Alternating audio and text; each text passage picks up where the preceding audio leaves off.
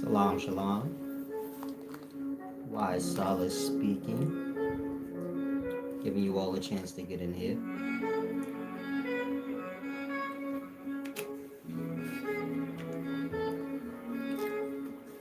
Subscribe to the channel if you're not already. Click the like button. That way the video circulates. Oh yeah, I want to say this one thing before I start. Hopefully I'm clear. If you're a channel member, you may not have access to any of the channel member videos. YouTube is basically trying to block me from earning. I put up a post earlier. Peace and wisdom bond your wings. Oh, what's up, brother? How's everything? Like I said, YouTube is trying to interfere with me monetizing. So if you're a channel member, you may not have access to the members only videos, but I'm trying to get that straightened out now. If not, and I can't, you have to go to my website, upscaleknowledge.org, and purchase one of the pricing plans. There's a ton of wisdom already there on each plan. You know, everything that you've missed thus far. Female, I'm good. Oh, I apologize. I thought you were someone else. I know someone with a similar name. But salam, peace and wisdom. Welcome aboard. Make sure you hit that like button, please. Now, enough of you guys in here. I want to explain a secret concerning the Kabbalah teachings.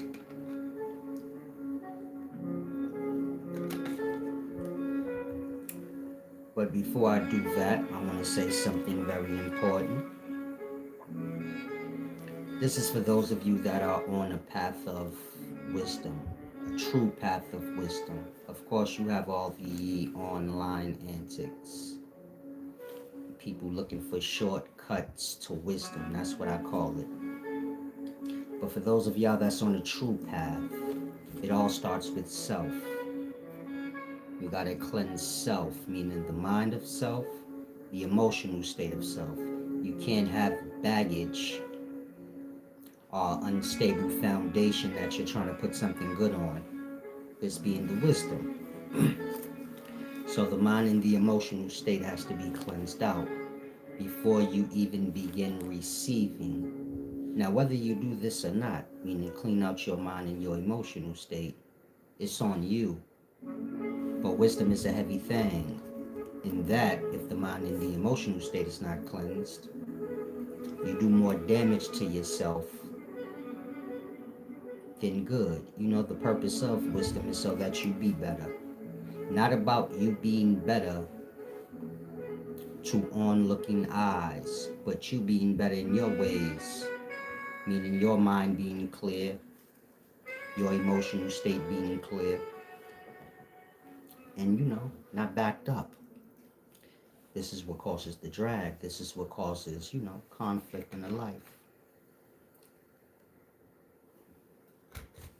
So before you get on a path of wisdom, there should be a process of that first, where you're cleansing the mind and the emotional state.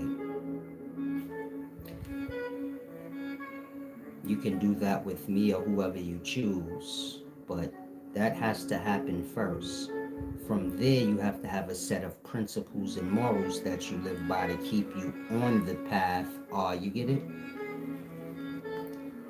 To keep you in the perfect way. When I say morals and principles, view it as boundary lines, things that you're not going to cross over. And so when you're dealing with knowledge or wisdom, you have to have things like stereotypes, hearsay, gossip, assumptions, superstitions. You have to put all of those things to the side or outside of the boundary lines. In that, you have to become aware of your conversations, things you're saying. If the things you're saying falls under gossip, hearsay, a stereotype of some sort, a superstition. These are the things that you're working on yourself. I apologize. Let me fix this. Like I said, these are the things that you should be working on with self.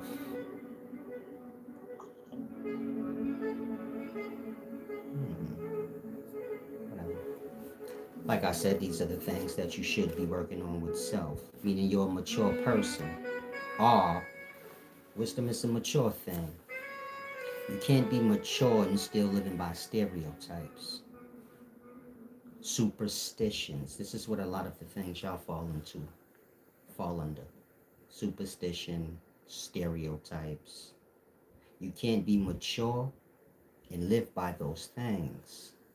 More than that, those things are an attack against whoever you're using it on. It's not a sufficient way of, conducting yourself or projecting yourself onto others.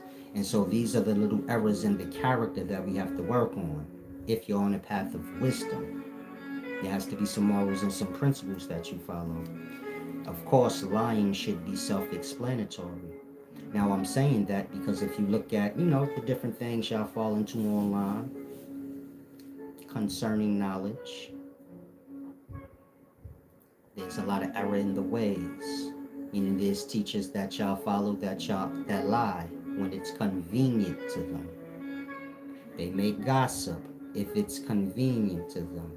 Give you hearsay, a stereotype, a superstition, a gossip. These is not things that teachers are supposed to, fall into. Peace and wisdom. Like I said, these are not things that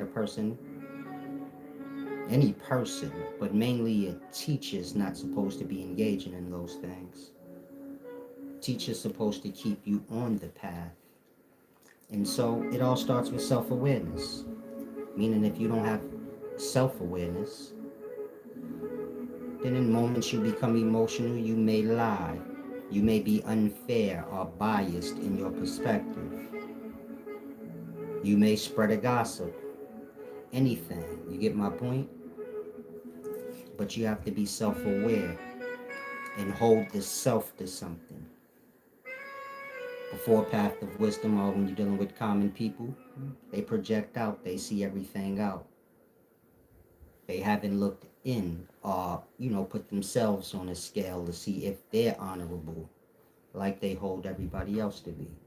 So, wisdom starts there. Those of y'all that come for wisdom, make sure you have your morality on the same accord as mine. I'm not trying to go backwards. Meaning in today's times, y'all have a lot of manipulation tongue. So maybe you don't measure up to something in the moment, and you get my point? You become the defender of the lower side of things. Let's say something you believe in or something that you like falls under stereotype, gossip. Like Christianity falls under gossip, truly. But let's say you follow something that falls under stereotype, gossip, assumption, superstition. If there's no emotional control or no boundary lines for the self, do you get my point? When it's brought to your attention, you get all emotional. Maybe you start lying and putting your morality on the line as a means to attack. And so you don't ever want to do that. Put your morals on the line. Or use someone else's morals as a means to attack. So hopefully a lot of y'all grasp what I'm saying. You want to come learn from me, make sure you're on a proper path. Other than that, there's no point in you coming to learn. You're going to defile yourself more than anything and truly not get any wisdom.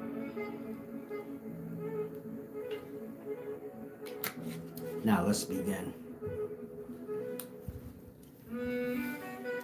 Of course, you can go to my, I forgot to do something important.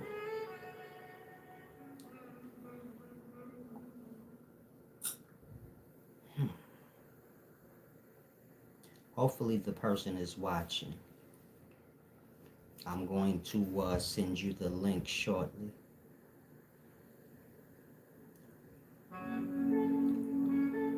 It's important. I need to do this, but whatever. Like I said, hopefully the person's watching. If you are, I'm going to send you the discount link when I finish. Now, let's get to the topic. Of course, you can get my Kabbalah Magic book off my website, upscaleknowledge.org. Those of y'all that have it, you can pull it out. If any of you want to, if you're serious about learning, and you have another device that you can use, pull up an image of a Hebrew alphabet chart. You know, their alphabet. Pull up an image of that for yourself, and pull up an image of the element chart. It'll help you grasp better. Now, when you're dealing with ancient Kabbalah, magic, or the teachings of it, it's not a written book. A lot of people think that the Kabbalah was an ancient book, and Kabbalah is not a book. You have books like the Zohar, the Kabbalion, or the Kabbalion, however you choose to pronounce it, and many other writings that's based on the Kabbalah.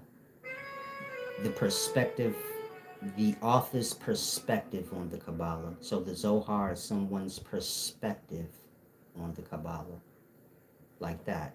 But there's no book called the Kabbalah. Look at it like, it's like saying science is a book. Science is not a book. You have books written on science. You have science curriculum books, but science is not a book. You get my point? So it's the same with Kabbalah. Kabbalah is like science. It's not a book, but you do have books based on certain aspects of it, or one's perspective of it. But in regards to the Kabbalah itself, it's like science.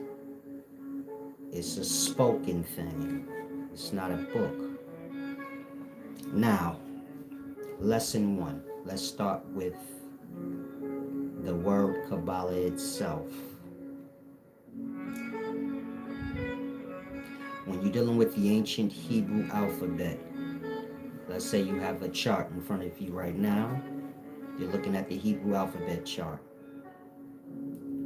Their alphabet chart is not like modern day alphabets. See how we have A, B, C, D, E, F, G, and then Hebrew or Jewish, whatever culture, any culture, they have their alphabet as well, and we kind of translate it like, oh, that's the A, that's the B.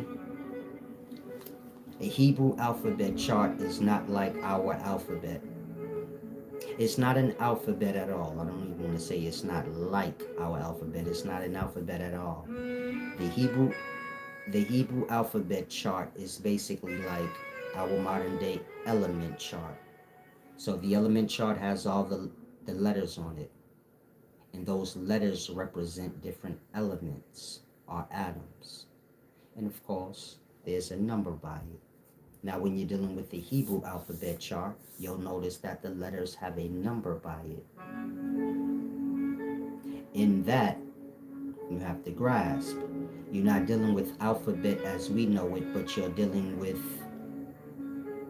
the elements. Like I said, the Hebrew alphabet chart is like our element chart. Their whole alphabet writing system is completely different than ours. But I'm going to explain.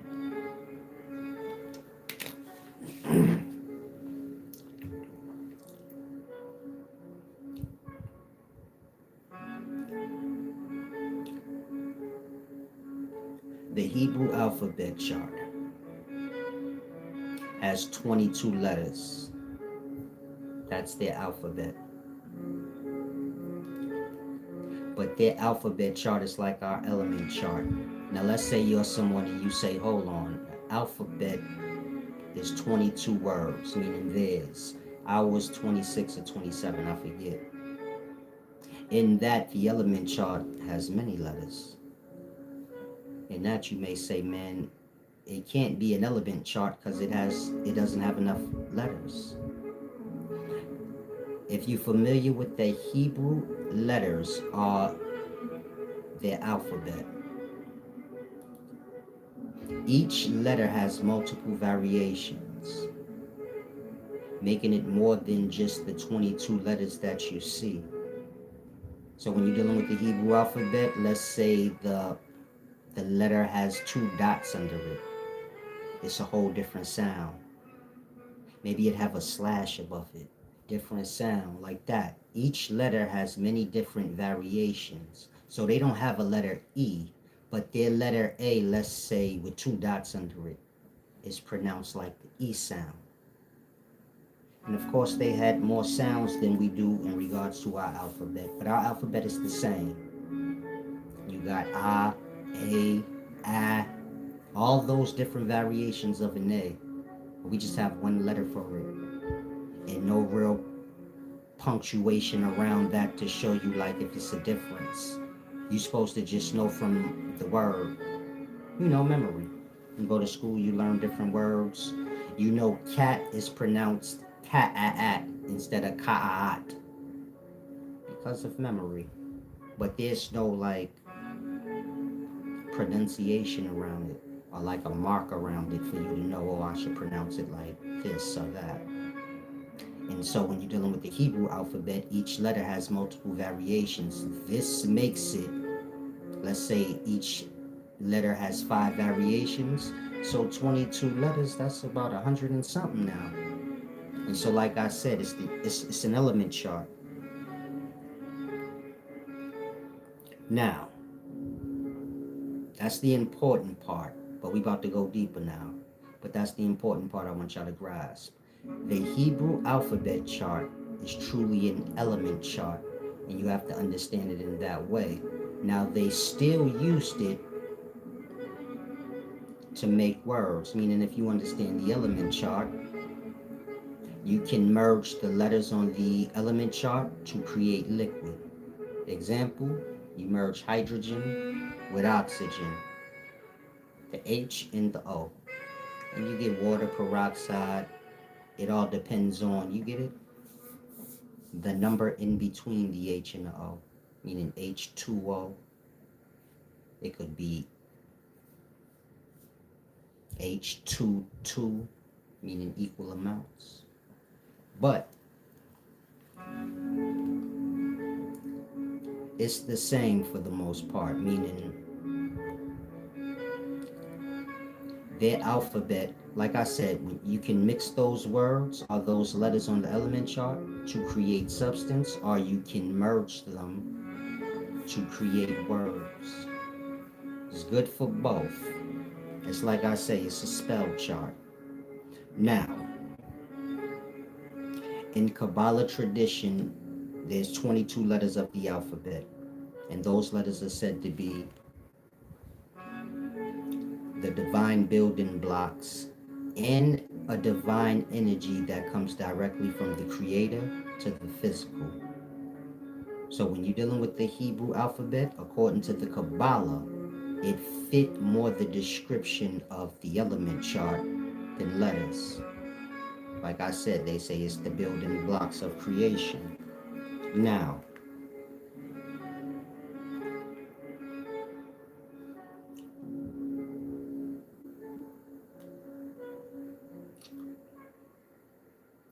the word Kabbalah, of course, it has letters. Like I said, the Hebrew alphabet is really like an element chart. Now I'm going to show you how. You have the word Kabbalah. The word Kabbalah is not a word. It's the letter symbols of the elements on the element chart that's used to create a substance. So View it as the atomic ingredients of a substance. We're speaking of the word Kabbalah. The word Kabbalah itself, you can say each letter is an atom or one of the elements on the element chart. The same way if I say H, H-O, well, you could pronounce that ho. But I could be talking about, like, you get it? Hydrogen mixed with oxygen, which would get you water. Like that. The word Kabbalah is not a word. It's a substance or the ingredients of a substance. Now watch. You have potassium. This on the right here.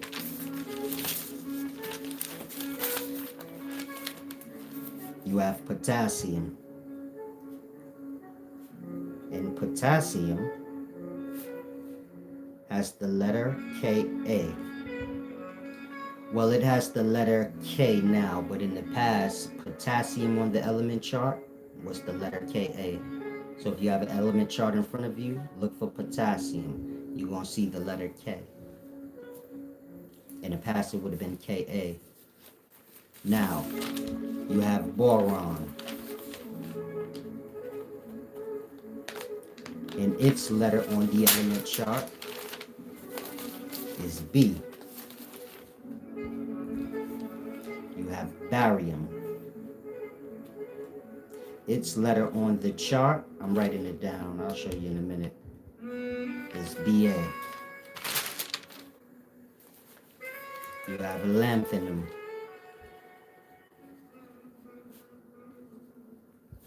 And on the element chart, its letter is La.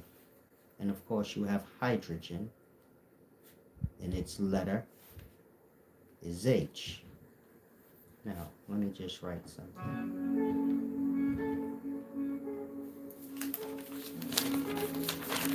Pay attention. Like I said, on the element chart, potassium is Ka. Boron is B. Barium, Ba. Lanthanum, La. Hydrogen, H. Now, if any of y'all have a piece of paper next to you, write down all the letters.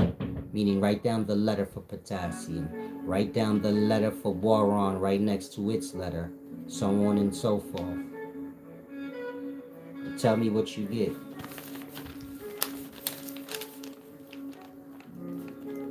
This is what you get. Kabbalah. Like that. Their alphabet is like the element chart. And that word Kabbalah is not a word. It's the atomic ingredients of a substance. That substance would contain these 5 elements. So these 5 elements is how you get the word Kabbalah. But the word Kabbalah is not a word, because when you merge these five atoms or elements, you get a substance. Now, that substance is seminal fluid. If any of you guys want to,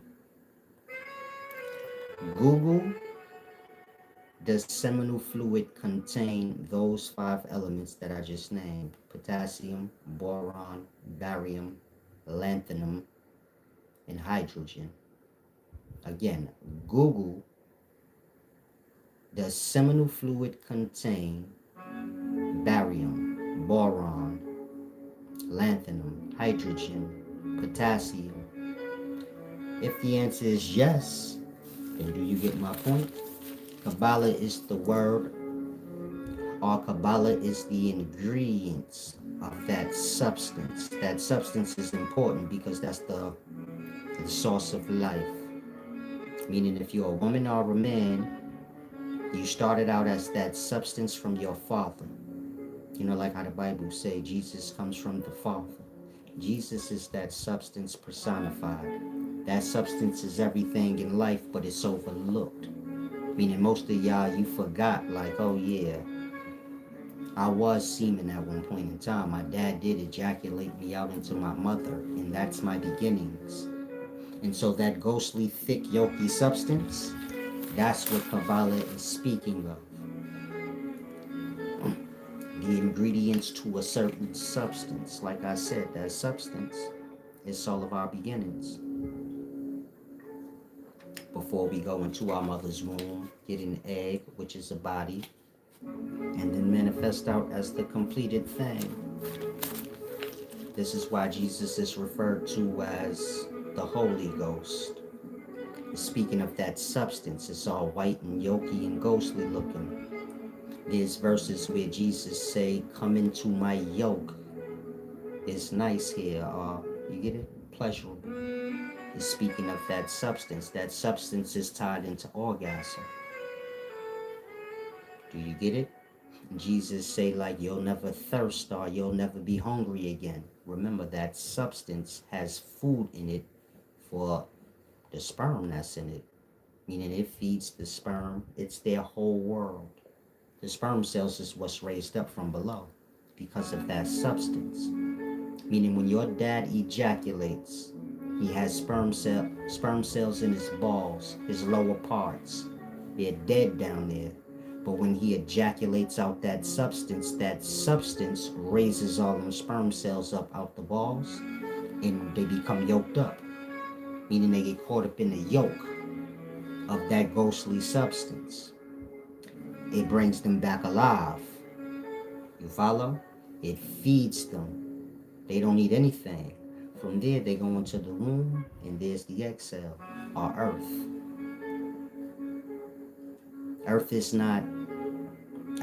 soil. Soil is what you plant seed into, and then the life blossoms from it. Menses substance is soil on a substance level or a spirit level. Of course, seminal fluid is seed, is planted into there, and then you get the life. You have the product, but do you get my point? When they say earth, they're speaking of soil, but not necessarily the dirt on earth. They're speaking of the menses in a woman. Remember, the menses of a woman predates a woman. Just like an egg cell predates a woman. Yes, women have egg cells, or they produce them, but the egg cell predates them. Meaning, what woman was not a sperm cell that got an egg cell first? None. That means the egg cell predated you, and now you have them, or you carry them. But do you get my point? And so when it's speaking of earth, of course in the Bible it's speaking of before the physical, how the physical came to be. So when they say like the earth was formless and void, and the Spirit of God hovered over the waters, now you know what waters is speaking of. Again, for all of y'all that think y'all great Christian scholars, because you watched the video here or there, it got you riled up, you say, yeah, I could do that. It's all about understanding. In Genesis 1, when it says, in the beginning God created heaven and earth, it's speaking of above and below. Remember, in the beginning, there is no physical thing, so you can't possibly think earth is speaking about a physical place. In the beginning, there wasn't nothing. So how could you think earth is the place you know that they're speaking of? That part is speaking of above and below. Just space, and the separatings of that space, above and below. In the beginning, God created the heavens and the earth. And the earth, or below, was without form, and it was void. But it was a liquid, because it says the Spirit of God hovered over the face of the waters in this below. It's speaking of menses fluid, or soil, earth. Like I said, the menses predates a woman. And so that's what it's speaking of. In the beginning, sperm cell hovers in the menses fluid. Let there be light is like conception. From there, after conception, the zygote splits into two. That's Adam and Eve. God took a rib from Adam and made two. Adam and Eve. After that, Adam and Eve have 2 sons. Now it's 4 of them. Of course, the zygote splits into 2, then 4, then 8, so on and so forth until it's all populated. It's explaining the beginnings of life, whether you speak in an individual person's body, the solar body that we live in, or the whole universal body. It all comes into being the same way. In each body holds the lesser level of life, meaning the solar body contains all the organism bodies. That's us. We live in the solar system. The cells, they live inside the organisms. The cell level of life is beneath the organism level of life. The organism level of life is beneath the solar body level of life. The solar bodies are all crammed up into galaxy bodies, kind of like the cells of a galactic body. Like that, life's like a Pandora's box. You have cells in life, but we will put a billion of them in one organism body, and you'll have billions of organisms bodies, and they'll make for the cells in the solar body. Just one of them, though, meaning just one solar body will contain millions and billions of organisms, just like one organism body will contain millions and billions of cells. The point I'm making is when you're reading in the beginning or the Bible, is speaking of the beginnings of life. Whether you speak in an individual's body or something greater like the solar body or the galaxy body or the universal body, it's still all one in the same. And so, I forgot where I was going with it, when I go deep. The point I'm making is most people, when they read the Bible, they have no clue what they're reading, so they don't understand. They think it's something else, like Adam and Eve. Eve is the personification of evening or night. Adam, day. If you say how. God made Adam, and there wasn't no talk about sleep. Then Adam was put to sleep, and then Eve was. You go to sleep at night, you go to sleep. Sleep is darkness. Adam is the body. Eve is the night of it, or the evening of it. It's a deep thing. I don't want to get too lost on that. I want to stay on the Kabbalah. But the point I'm making is peace and wisdom, equilibrium. Jesse McCormick. Like I said, when you're dealing with that word Kabbalah, it's not a word. It's the atomic ingredients of a substance. I'll show y'all again. Potassium is the letter Ka. Boron, the letter B. On the element chart, meaning if you have an element chart, look up potassium. You'll see. It's Ka. Well, it may say K now, but in the past it was Ka. Boron, B. Barium, Ba. Lanthanum, La. Hydrogen, H. These are the letters that represent those elements. If you take just the letters that represent the elements, you get the word Kabbalah. But that word Kabbalah has nothing to do with the word. It's speaking of those 5 elements being merged as substance. The same way hydrogen and oxygen is merged. And you get it? You get a substance. Now,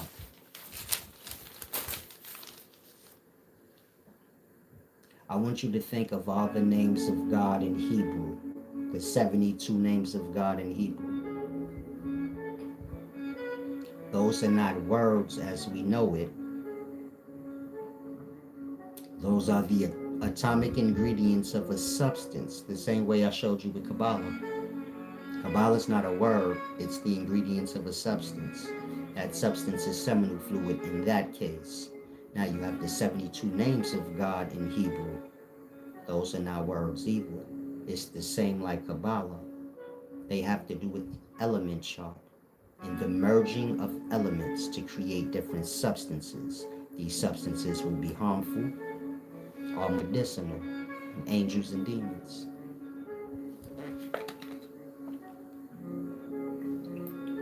It's magic, chemistry, or alchemy in those times.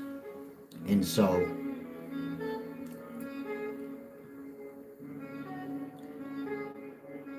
let's go deeper. Hopefully y'all grasp thus far. A lot of the ancient words y'all see or have, like Kabbalah, and you get it? These words not truly being words that's in the dictionary really, but just ancient words that we have. They're ingredients of certain substances. It's an element chart thing. If you understand the Hebrew alphabet chart, it's an element chart. This is why next to the Hebrew letter, you have a number. That number represents the atomic mass of the atom. Remember, each letter in the Hebrew alphabet is an atom or an element on the element chart. And when you merge the letters together, well, you create a substance. If you're lost, certain Hebrew letters in their alphabet is two of our letters. You get it? Like CH is strange, but it's not strange if you understand it's their element chart in their time, and they made language with it as well. And so this is where it goes deep, because language is a curse. All language can be a curse. So you figure we have all the languages that we do. Some of the languages have curse words, or words that can make you ill, have words that can heal you. Look at it like this, so you don't get confused. You have the element chart, and you have all those letters that represent an element or an atom. Each of those elements or those atoms are pieces of air. If you're lost, hydrogen atoms are within hydrogen gas or hydrogen air. To get a hydrogen atom, well, you get my point? It's like taking a piece of hydrogen gas, because the atoms is what make up the hydrogen gas, and vice versa. It's no separating. In that, let's say one atom is basically just one piece of air, and that air will contain, the elements, the proton, neutrons, and electrons that make up that atom. I'm saying that so you can grasp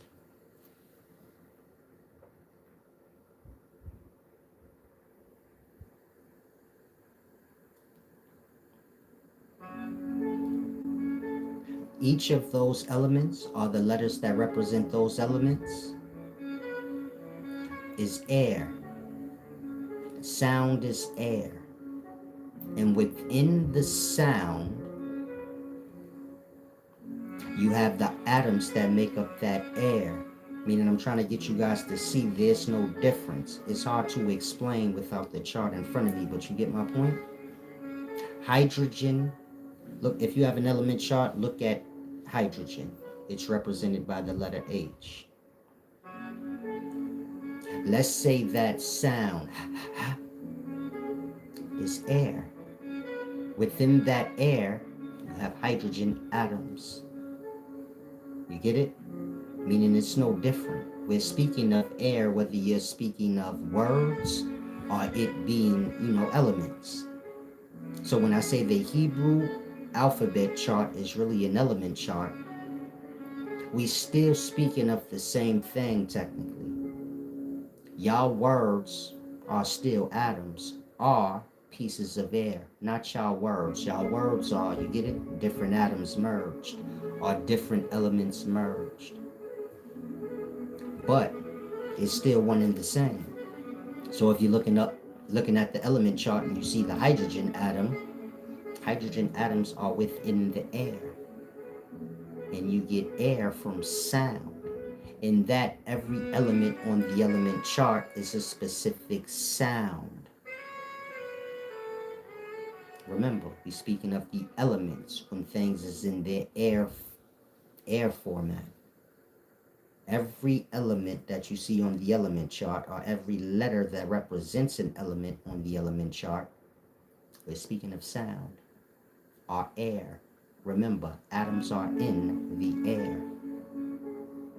Of course, when you merge different airs, warm air with cool air, you get water. Like I said, create substance. In that word Kabbalah, the 72 names of God, these is all ingredients in the way I just explained. Meaning in that word, well, the word is made up of different elements from the element chart. Of course, they're represented by letters. So this is where it gets confusing. And so do you get my point? When you merge the elements on the chart, you create substance, whether you're speaking it or just merging the gases. You get my point? In that way, when we speak, we can either curse ourselves or heal ourselves. It's all depending on what the word is. To give you an example,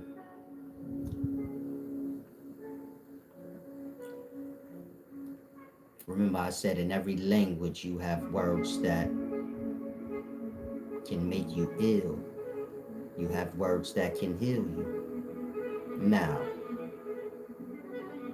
let's say the word ho, which is H-O. On the element chart, that'd be hydrogen and oxygen, or water. Now, let's say that word is healing or harmful. Every time you say it, it produces water in you. Of course, on a microscopic level, but now the point I'm making is this. You know how you go to the doctor, they prescribe you medicine. They say like, take one pill once a day for 7 days and you'll be healed. It's the same with certain words in language. I could tell you, say this word 50 times per day for a week and it can cure you of something. I could say this word 50 times per day. Meaning wake up, say the word 50 times, that's that. Do that once a day for 7 days and you'll be cured of your illness. Or I can make you sick.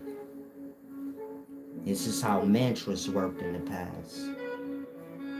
Meaning you don't need medicine to heal someone if you understand words and you understand the element chart. I have to use the restroom, but I'm holding it. Yeah, words are way more powerful than people kind of grasp. Give me a second.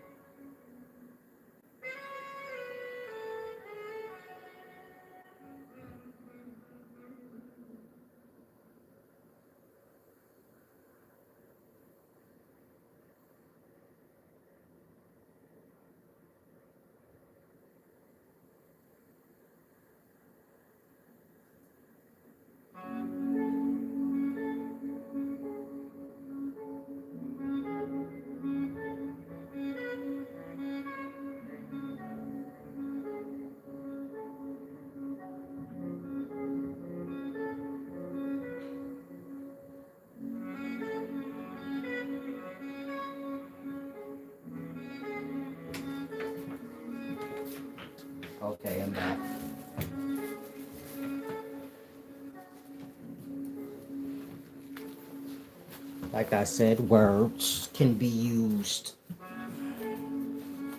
like medicine, or it can be used to afflict you. This is what mantras would have been in the past. Someone prescribing you a certain word to repeat until you become healed of whatever you're plagued by. Or it can cause the plague. Think like in what was the damn, what is her name?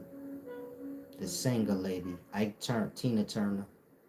In that movie, I forgot the name of it. Love something. What's love got to do with it? There's a part where she's chanting that chant in that way. This is why y'all need to be careful in today's times, because y'all learn things from any of your body. And you get my point? Y'all out here repeating certain words and doing certain things and have no clue what you're doing. And the person that may have told you, they may not know either. They just making content. And so you get my point? It's like I said, the mind and the emotional state needs to be cleansed out. And there needs to be, boundary lines around self. This is like morals and principles before you start doing anything. Because a lot of y'all are like that. You have no morals, no boundary lines. In that, you just fall into anything. Person could be showing you they're immoral right in the moment, but you don't hold yourself to any boundary lines. You get my point? And that is a deep thing. Where y'all are is where y'all will resonate. So look at it like that. If you're not totally honest and totally fair in your ways and have morals and things of that nature, you're going to resonate to whoever's like you. And so, it's a deep thing. But words are like curses in that way. I'm not saying curse words are the curse words. Curse words is just a mature way of describing certain things. Meaning ass is the proper way. Ass is the proper word for your ass. You got the word booty and butt, but these is not, you get my point? They're more like little kiddie phrases for the word ass. The word ass is not necessarily a curse word, meaning it will curse you in any way. It's just a description of what we call a butt. The same with any other curse words y'all have. It's just the explicit or the adult way of saying a certain thing. It's like pussy. Pussy is the proper way of saying vagina. Vagina probably being the medical term. And of course, maybe you have cootie cat and all the other phrases for vagina, but they're more kiddie. You get my point? It's not the technical term, and it's not necessarily the medical term. It's just the term created for a kid. And it's the same with any other curse you could think of. Shit is just doo-doo. You get it? Doo-doo not necessarily being a real word. It's like a kiddie, stupid word for shit. And so like I said, every curse word is just an adult word, really, to describe something that may be private. Like pussy, dick. These is private areas. Ass, private area. Shit, something explicit that comes out of an ass. The words themselves are explaining explicit things. They're not curse words in regards to like if you say it, you'll be cursed. It's just the explicit words. So how we call curse words, it takes away from the truth. Because we call explicit words, meaning words that describe explicit things, like your private parts, are the things that come out of it. Because we deem those as curse words, y'all overlook, hold on, there's real curse words. Meaning if I say this word too often, it will create a substance inside me, make me ill. These words, well, you get my point? They don't have those words written anywhere. You just have to know. And it's the same with the healing words. You have certain words, they may be completely foreign to your ear. Let's say I tell you a word that heals a certain ailment, and I tell you, say this word 25 times every morning for a month, and your whatever you plagued by will be gone. The word I give you may be a word that's completely unfamiliar to you, where you like, what is that word? But you get my point? It'll work. Over time, when you're saying it repeatedly like that 25 times, you're releasing the substance that it's creating. Remember, the word consists of letters. Each letter is an element. Remember, the letters in the word all have a sound. Sound is air. When you're dealing with the element chart and those letters, well, we're speaking of sounds. R, airs. Hydrogen is a gas or an air. Oxygen, a gas or air. You get my point? In every other element or letter on the element chart is speaking of an air in the atoms inside that air. Now, when you're speaking words, each letter is no different than the element chart. Each letter has a sound or air, and within those airs lie the atoms. So let's say the word is a letter. L has a sound, la la la la la la la, and that sound is airs. It has whatever atoms in it that element has. Meaning la la la la la, or the L sound is a specific element on the chart. You get my point? Let's say hydrogen gas has hydrogen atoms in it. That's what makes it. And let's say the sound of the letter H is the exact same thing. You go or make the H sound, you're just blowing out hydrogen in that moment. And there's a bunch of hydrogen atoms in the air of it. You get my point? Let's say you make the B sound, ba ba ba ba ba ba ba. That sound is airs, and it has the atoms in it. Let's say the B sound is a boron on the element chart. And within the B sound, you have boron atoms, because that's what's making up that air. And so every letter in an alphabet, like our alphabet, every letter is a specific sound. And that specific sound is a different air than the next letter, meaning it's going to contain different atoms than the next letter. When you merge the letters to create a word, well, when you merge the gases or the different airs, you create a liquid. That liquid's either going to be harmful or healing. In the past, they understood this, and so do you get my point? This was used as a healing technique of a mantra thing. Now, the point I'm making is this. In the past, when you're dealing with certain schools of wisdom, maybe the person that's walking that path, at some point they have to take an oath of silence. The oath of silence was for that. To heal the self of the damage that words can do, because when we speak, we create substance inside. And everything that we speak is not always good in terms of the substance that's created inside.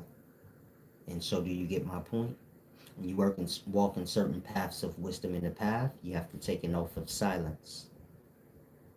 But that oath of silence was really a cleansing of the mind and the emotional state. You talk all the time, you're always producing substance within self.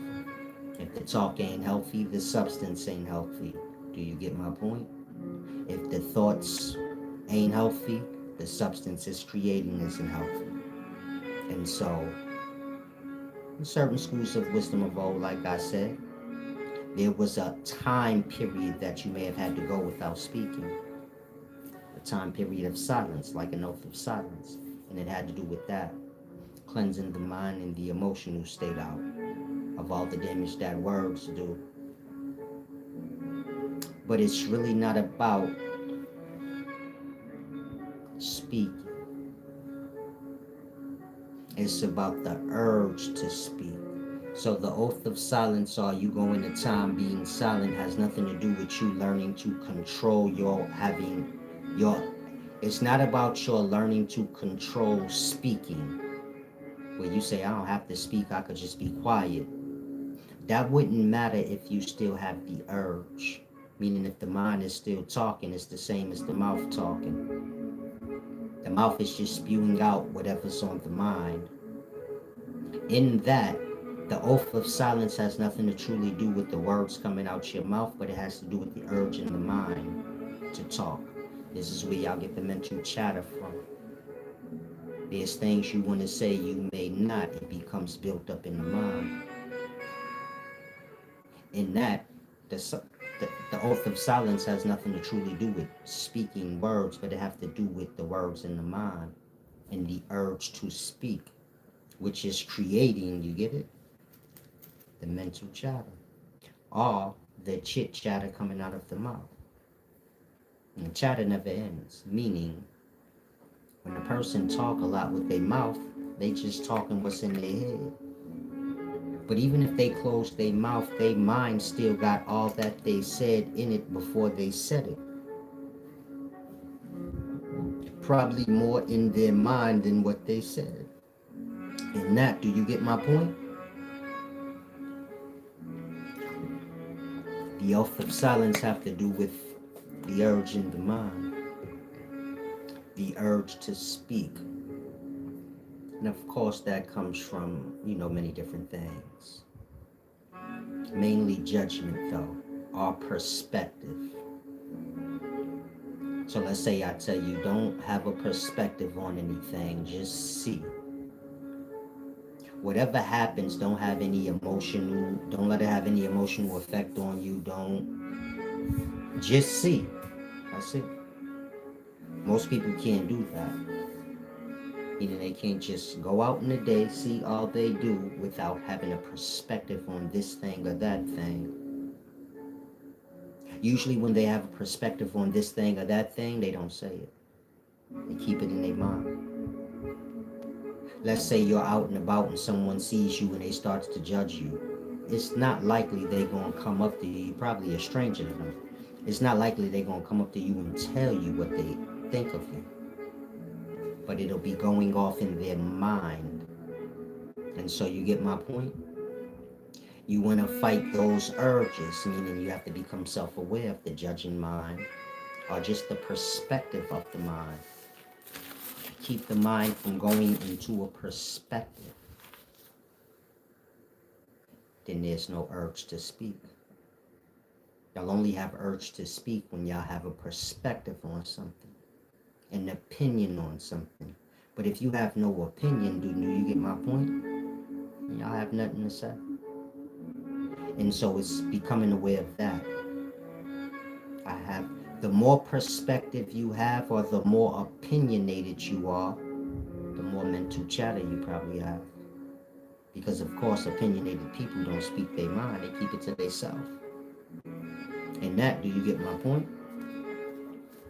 And the passive oath of silence was important. And so speech itself is not harmful. I don't want y'all to get lost on that. Where you're like, okay, so I need to stop speaking. It's not about the speech. Words don't live in your mouth. They live in your head. They just come out of your mouth. So it's not about speaking so much, but it's about the mind. And what make the mind start speaking in that way. And that y'all speak whatever come out y'all mouth. It might not even be y'all mind. It might just be you speaking what you want to avoid in your mind. Most people don't really speak their mind. They just speak whatever. They feel this way, but they say something else. Maybe they're embarrassed about whatever they feel. And so in that way. But the point I'm making is, when you're dealing with Kabbalah, that word is not a word. And neither is the 72 names of God. Those words are atomic ingredients of a substance. Are each letter in the word represents a specific element. And of course, the elements emerged. It makes the word the ingredients. Let me know if y'all grasping. I'm not sure if y'all have the mind to follow what I'm saying. Not in a bad way. I know most of y'all ain't scientists. And that you get my point.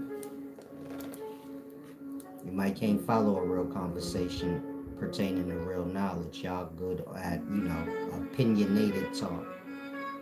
It's like the beginnings of the Bible when I explained it a little while ago.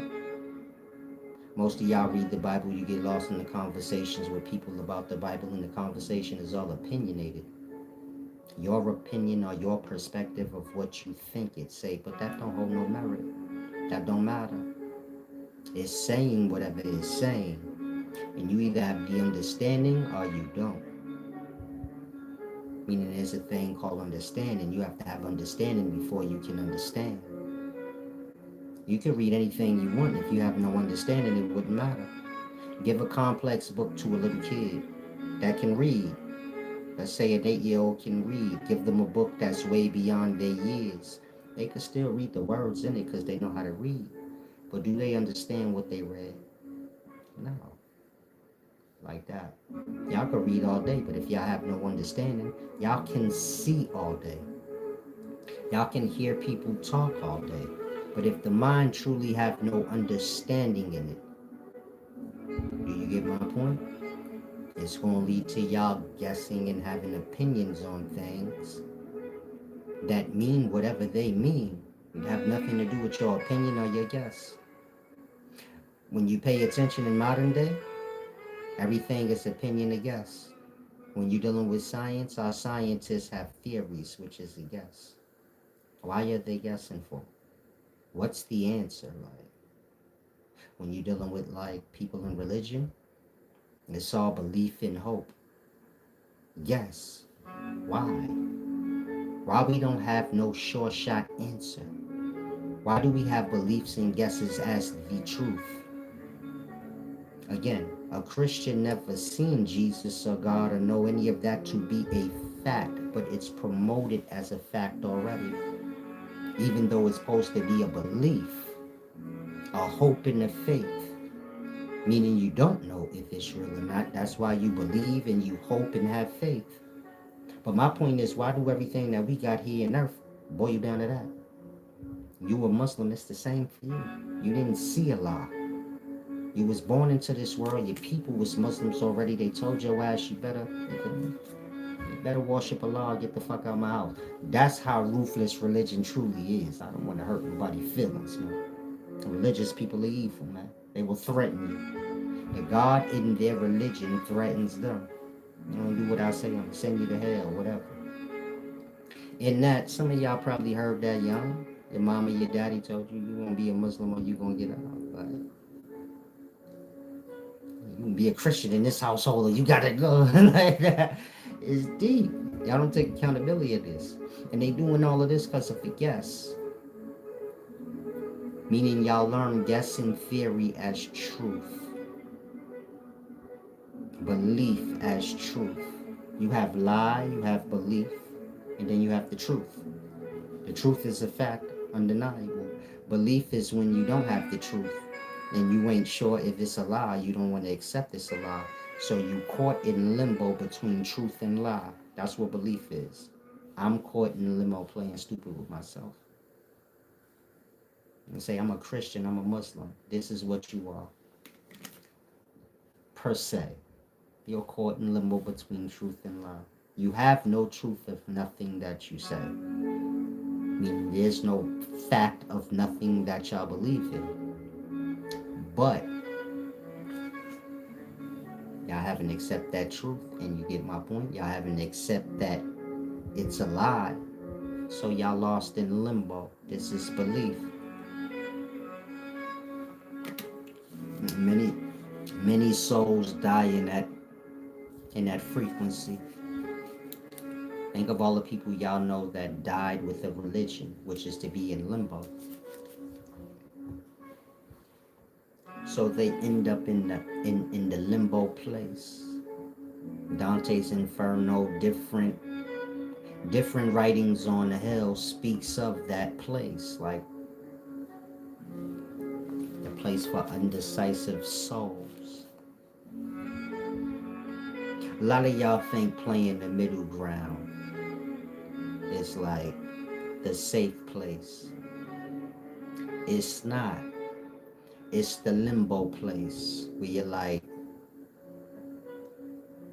stuck, afflicting your own self for no reason. The truth is the truth. You don't want to accept the truth. You don't want to accept something that you have as the truth as a lie. So you stay stuck in limbo. Now, how long does that last? That's why it's dangerous. Meaning nothing's worse than that. Being stuck in limbo, because that can last eternally. Some of y'all grandmothers died when they was 80, 90 years old, still stuck in limbo. That means they went their whole 80, 90-year life here, never coming to any conclusion, just stuck in limbo. Now they dead in the place of limbo. But do you get my point when I say it can last for eternity? You get my point? That's dangerous. I mean, some of y'all are believers in the religions that y'all believers in, but there's no truth in it. Meaning you haven't gotten any proof or any fact. You're waiting until you're dead, I guess, to get this proof. In your whole life past where you stay in limbo like that. Now let's say when you die, you still don't get no proof. You probably have the mind to say, if I die and I don't get the proof, then I ain't gonna believe. You ain't get the proof while you was alive and you believed. So what make you think when you die and don't get proof, you not gonna magically believe? And that you got souls that been dead for millions of years. They still believe in Jesus. They still believe in their religion even when they dead, having still not been shown any proof. Like that. You could believe in something that's not true forever. It's all on you. Nobody can save you from you. I'm saying that for some of y'all that's like, you a whole blind follower.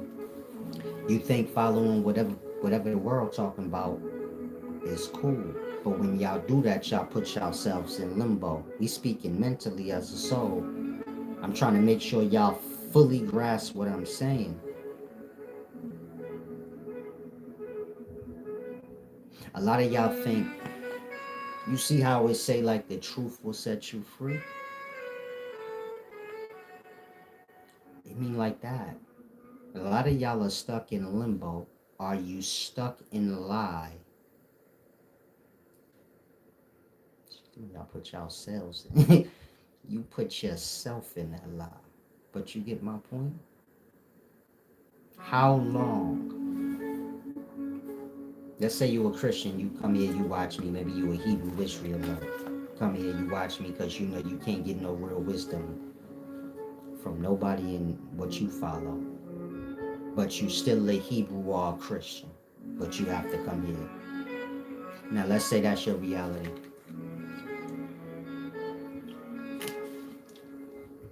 You come here, you get the truth. But you believe in the lie of your religion. So you go against me, but you good with your religion. Do you see my point? You see how you being in limbo, playing dumb with yourself, carries on in many different ways. Meaning you start afflicting what's good for you, praising what ain't. Again, you was in the religion. You didn't learn anything in the religion. You can play dumb all you want. You learn the programming that everybody in the religion says, like robots. Y'all all have the same programming. Institutionalization is brought to your attention. I say, man, that God y'all worship ain't God. God ain't a man. When you make God a man, or you make God any image, this was called idolatry in the past. Idolatry is when you make God or any divine thing some physical image. It could be a rock, a person, whatever. But once you do that, you're being disrespectful. Y'all religion is ancient blasphemy. They have God as some man on a cross beat up. Remember, if you make God a man, this is disrespectful. But to go to the extremes to say God got beat up and spit on and all this other unnecessary stuff, the Christian never think on that. Like, why are we disrespecting God? And say, no, we're not disrespecting God. That's what happened. If God was walking the earth and got beat up and killed,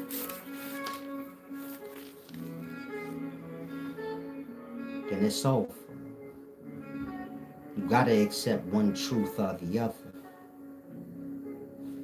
If according to you, God got killed, then that means we doomed.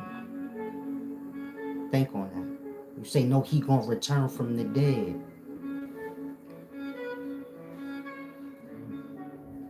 Tomorrow, the day after.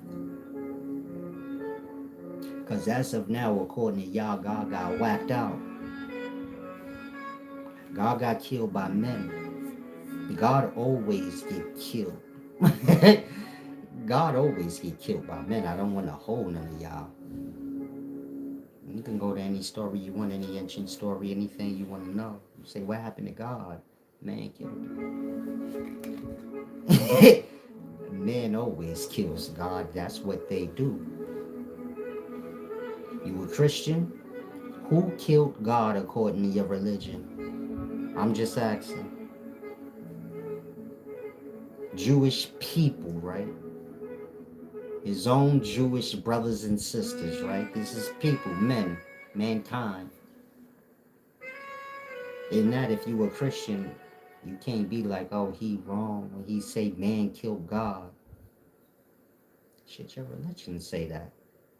The people crowded around, they crucified it, they beat up God. Now, like I always tell y'all, that ain't God. God can't get beat up. God can't get put on the cross. If y'all could put y'all hands on God, then God truly ain't God. What we talking about?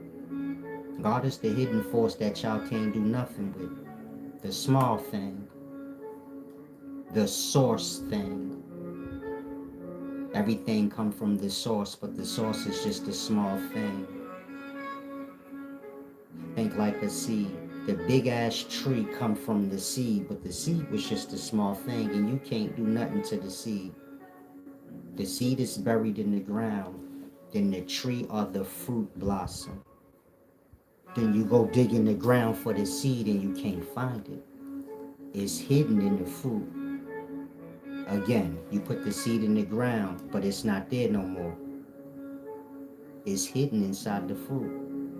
If you didn't eat fruit, you wouldn't know that. You say, what happened to the seed? I'm trying to recoup the seed back. Like, you can't. It disappeared into the fruit or the tree. It's like that. God like that. Y'all can't find it. You don't have a mind to.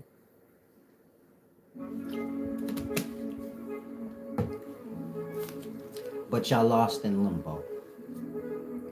Because you lost in limbo, are indecisive, what I call playing games on the truth. That's all indecisiveness is. When you playing games like you don't get something or you don't know the truth. And so that causes y'all more detriment than y'all know. Meaning you never want to get lost on a lie or a belief. You say, why not? Because how long? Y'all watch people waste their whole life away on beliefs. Your grandma was a Christian. Jesus didn't come for her. She died. How you know wherever she at in her death, she's still stuck in that state where she believed. You can't say, nah, she don't believe no more. Why not? She believed her whole life for no reason. She wasted her whole physical life listening to the lies of her religion, letting it shape and form her perspective being a life she lived. Y'all sacrifice yourselves to the church. The church just being like a stable to turn men into cattle, pets. Like y'all say in the religion, y'all are God's sheep. Pets and shit. And then y'all live y'all lives by these false rules, sacrificing your whole life away truly to get what? The same death as everybody else, where you die, and that's that. The only problem with that is this. The mind is the soul, and the soul has to be free, meaning the mind has to be free. You can't be stuck and caged into this perspective or this ideal. The mind have to be free on truth. The truth will set you free. How's the soul going to be free if they got false ideals that it's bound to? Let's say you a Muslim and believe in Allah. Let's say you a Christian, you believe in, I don't know what y'all believe in. Y'all believe in Jesus, but Jesus ain't God. According to y'all text, he not. But y'all worship him, not God. So Christians is all fucked up in the head, but that's what Babylon do to you. It mess your head up. So if you a Christian, you don't have to feel offended. I already know y'all throwed off. Again, y'all worship Jesus, but the text don't say that he God. It say he the son of God, the messenger, a whole bunch of things, but he ain't the thing. He y'all middleman. Buy the drug buy the drugs from me for more than it truly costs, but I'm the middleman in the way. So that's what y'all have. I worship God through Jesus. If you gotta worship God through anything, there's a middleman between you and God. You don't have God. How can you say you do? You trust the middleman that much? And so you get my point? The point I'm making is, if you believe in the lie while you alive, you gonna believe in it when you dead. You ain't had no reason to believe in it when you was alive. But you still did. You ain't gonna have no reason to believe in it when you dead, but let's say you still do. Now the question is, how long does that last though? And don't convince yourself like, oh, it's short. Your life ain't short, but for the whole life, it's like I said, people sacrifice their whole lives away to religions, lies. But I don't see the point. I don't see how a person get told a thing, never get the truth of the thing or the proof of the thing. And then a whole lifetime passes them by and they still say, no, it's gonna happen. The truth gonna happen. Y'all never come to the conclusion, maybe we got this whole Bible thing wrong. Maybe we don't understand what they talking about in the Bible. We need to double back and go speak to the wise one, Solace. That don't cross your mind. Now just stay in limbo, like, I don't understand, but I'll just pretend I understand. But I guess it's a self thing. You get my point? Y'all gonna resonate with what y'all are. Christianity is an evil thing. It got to do with blaspheming God and disrespecting God.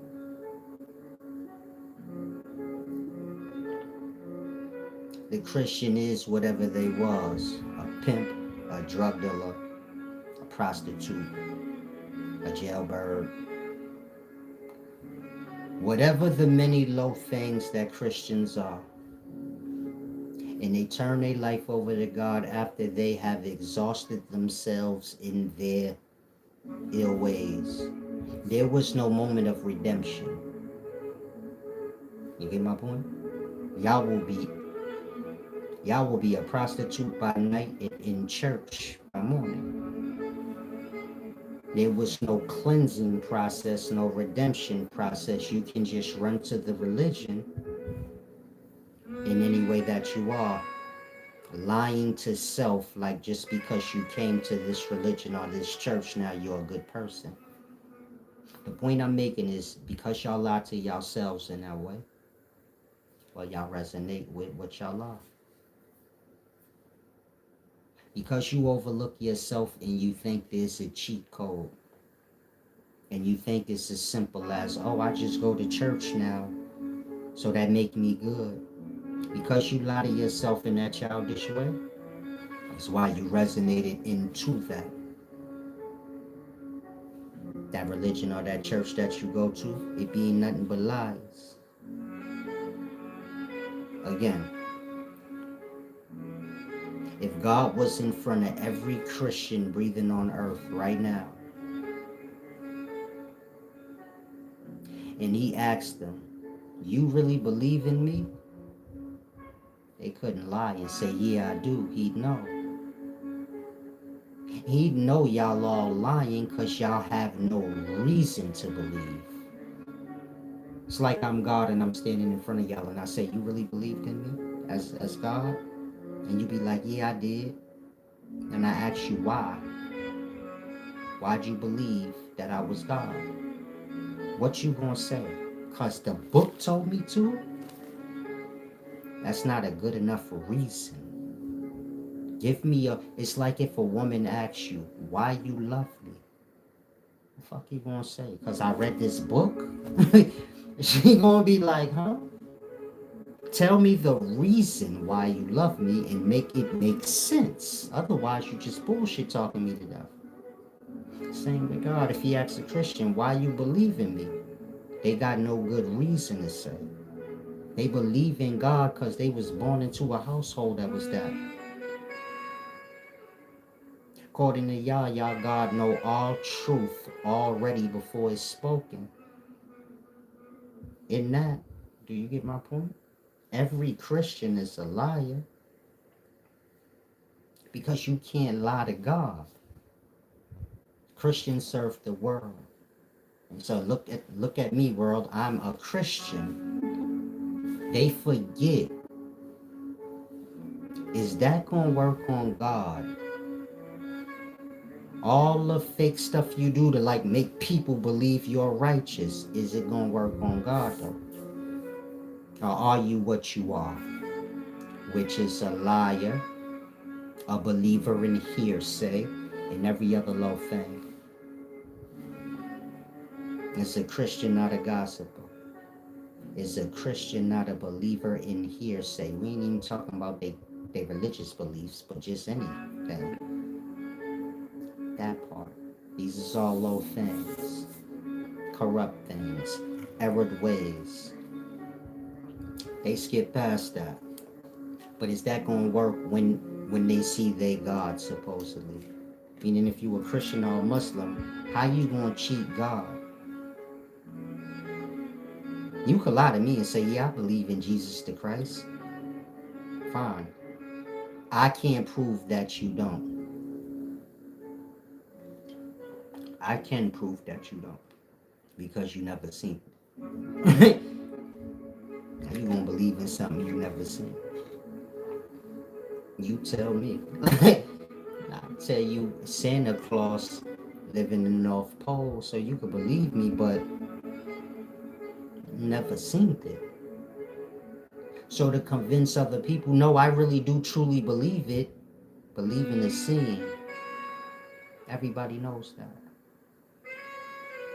To waste your time trying to convince a truthful person or God, which is supposed to be true, that you believe in something, having not seen it or got any proof, it's a lie. You tell God, I believe you. I believe you, God. You had no reason to. That part. Y'all live in a lie. But it happened because y'all lied to self. Now, if you were Christian, do you really believe? That's what I'm talking about. Same with a Muslim. Do you really believe and do you speak that truth? Do you say, I'm not sure, I don't even know? Or do you lie and say, I believe? I believe because I'm scared. I believe because I'm dependent on this person and they're going to kick me out their house. Or I believe because of this thing or that thing. That part. You don't believe because there's no reason for you to.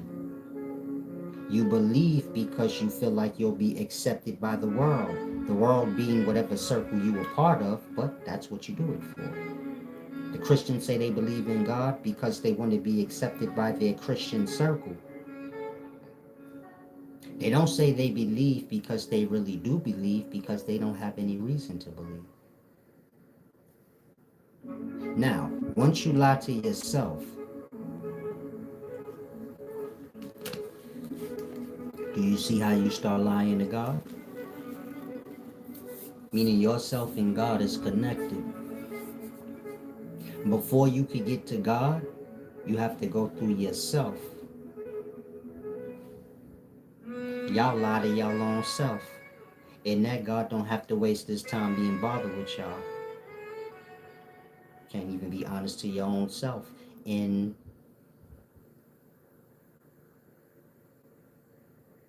honesty is for you.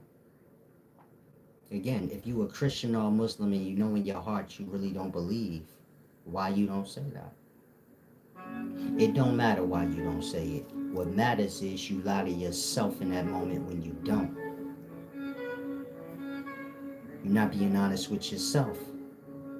If you know that's your truth. In that, do you get my point?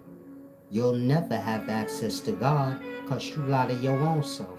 If you lie to yourself, you're going to lie to God. Because yourself and God is one and the same. God is attached to the highest self. Meaning y'all all have the potential to be better than what y'all are, and y'all have the potential to be less than what y'all are.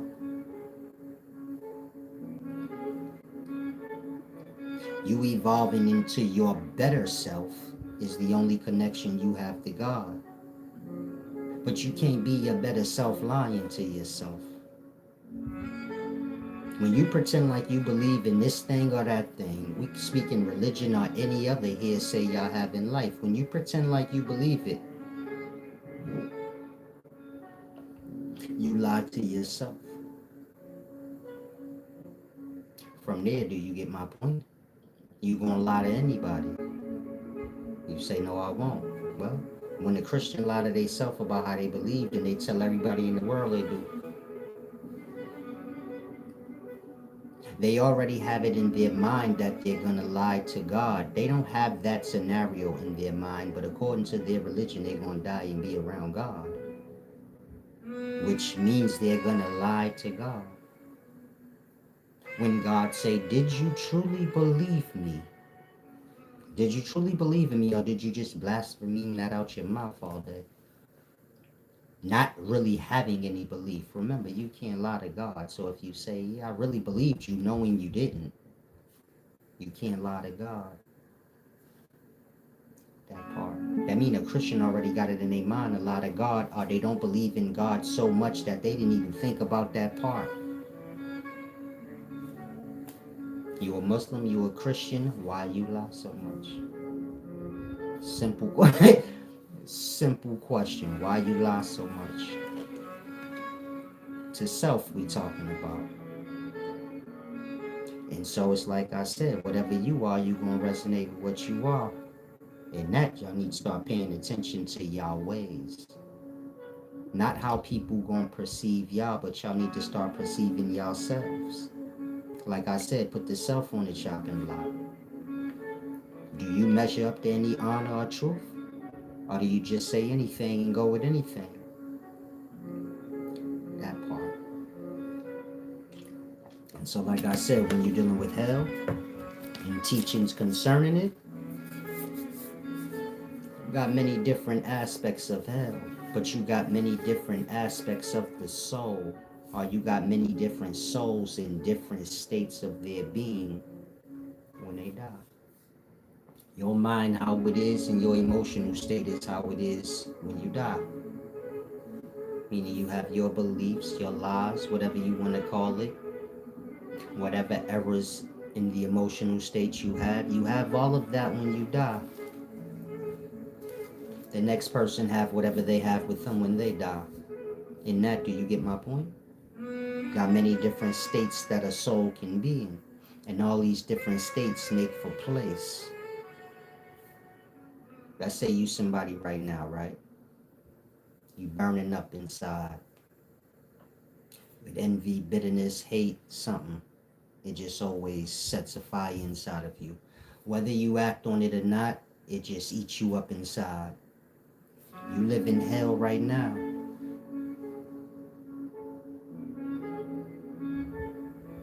When you die, you gonna be in it. For those of y'all that say, man, I don't think hell is real. You live in it right now. You just feeling it. The torment, the bitterness, the burning. And do you get my point? When you lose the vessel, you got yourself. Same way you got when you got the vessel. You gotta live inside yourself. It's like when y'all go to sleep. Y'all come into y'all emotional state or y'all mental state. The dream is good, so I suppose the mind was in a good vibration. The dream is bad, so I suppose the mind was in a bad vibration. So is it the same when y'all die? Y'all have y'all vibration. It's gonna bring y'all where it do.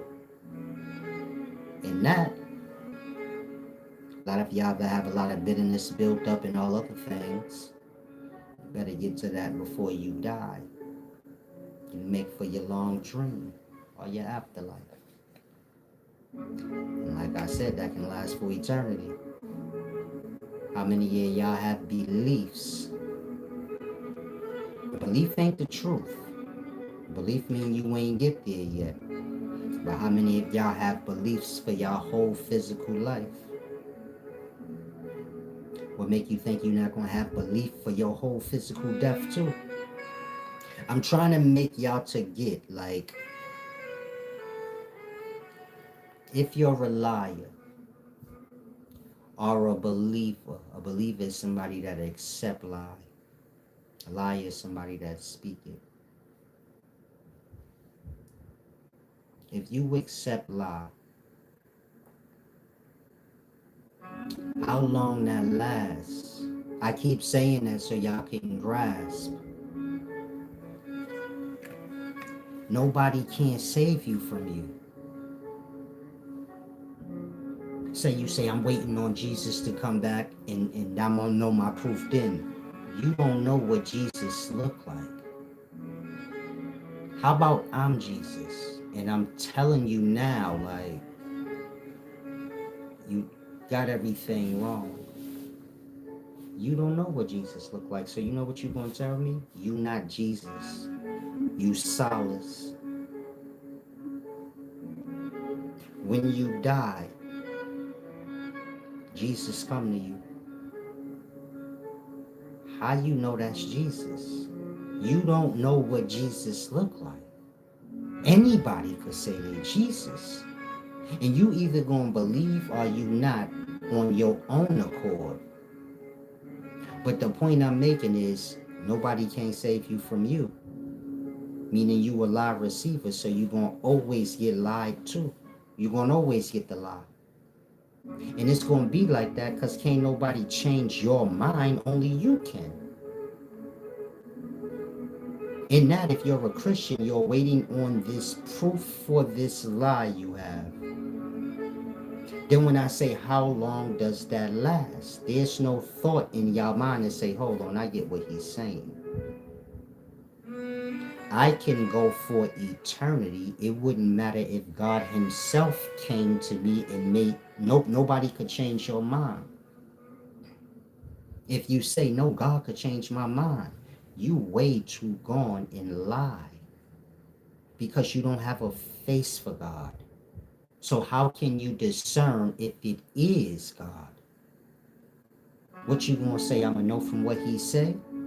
I done said deeper things than you ever probably had God to say. Why ain't God? You telling me you ain't seen nothing on my chin that's just deeper than anything? Use this video I just made. I just showed you how the word Kabbalah ain't even a word. It's the recipe for a substance, but you gotta understand the element chart, right? Now let's say y'all got a whole bunch of people in mind that y'all think is wise as I am. Use the young man from the video from the other day, where he said he knows somebody that's as wise as I am, right? But whoever he know didn't explain what I just explained with the Kabbalah. What I just explained, you can't deny it. Whatever I explained, it ain't opinionated. It's just the facts of the matter. Undeniable. You just accept it whenever you do. But the point I'm making is y'all have people in mind that y'all think is equally wise as I am. My question is, why I ain't God to y'all? What you gonna say? No, I know somebody as wise as you, but they didn't explain anything you did. Let's say you like Alan Watts. Alan Watts is quite wise. Did Alan Watts explain like even 10% of the things that I have? You could use this video. Alan Watts explained to y'all the Kabbalah? No. I got 3,000 videos. I got 3,000 videos. And I'm not Alan Watts' age. Meaning Alan Watts is dead, I believe, and he's way older than I am. If he was alive. Again, Alan Watts ain't explained even 10% of the things I've explained. And you can go down the list and you can go all the way to Pythagoras. Pythagoras explained at least 10% of the things I have. Meaning I've decoded so many things in 10 years. I'm lost on why y'all lost. I'm lost on how y'all even think in y'all mind like, no, there's somebody of equal wisdom as him. How? We ain't even talking ego no more. We talking just dumb. Like, how? You could go get Alan Watts' work. You could go get all my work. It don't compare. I've decoded and explained too many things. I've explained things that these people have explained. I've explained things that these people have never even gotten to explain. They dead already. And they was alive long enough to explain it, but they didn't. The point I'm making is, why y'all ain't God? Meaning y'all believe in the God, but don't have no image for the God. So why ain't the God? That's the point I want y'all to get.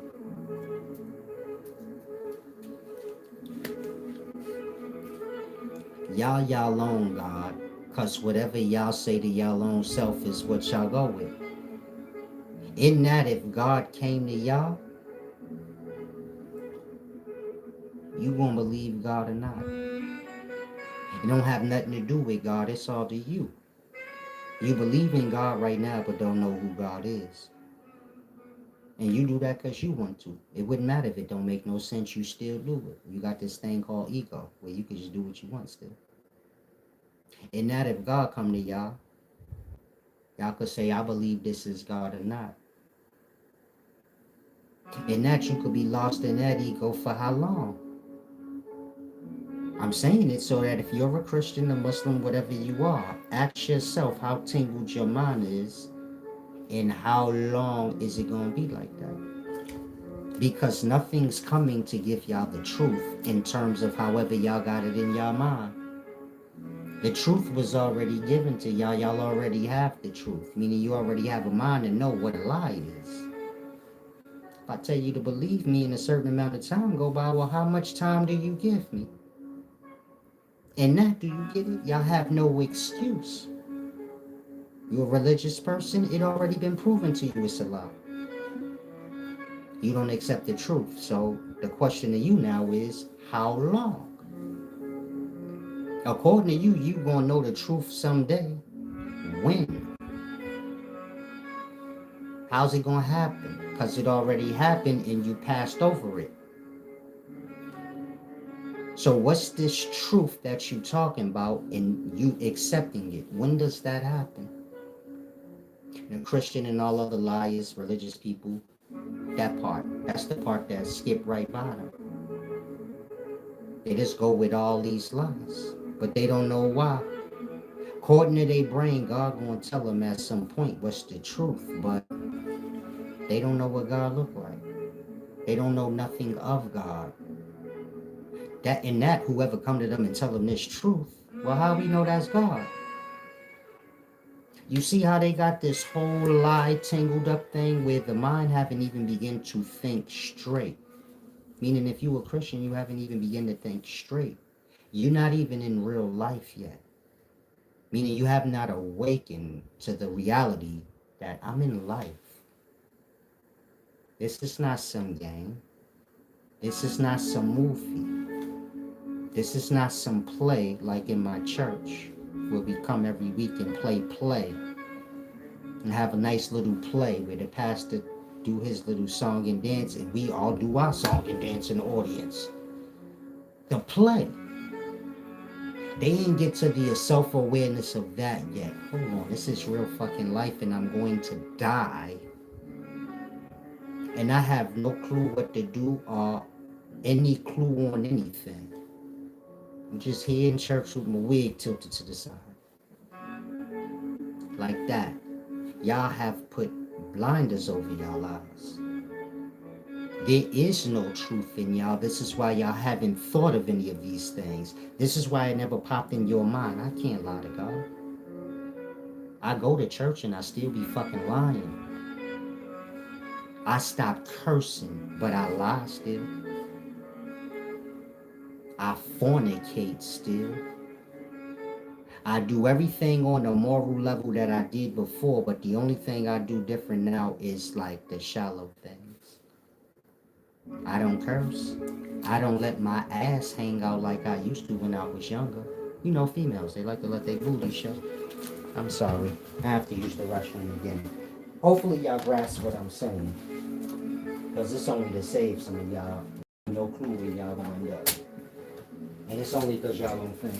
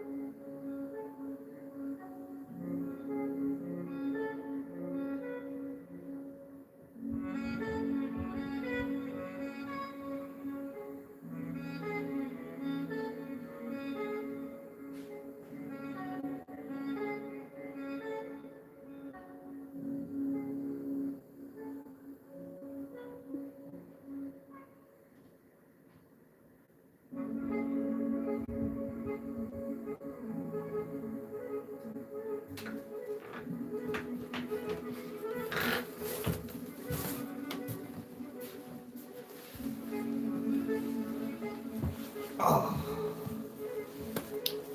are y'all there? Y'all awake? You ain't always playing games. It's frozen on my end.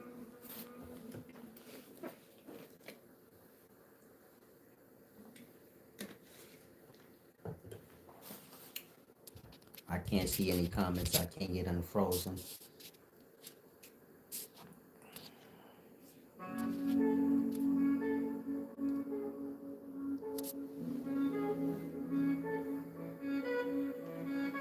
Okay, we back now.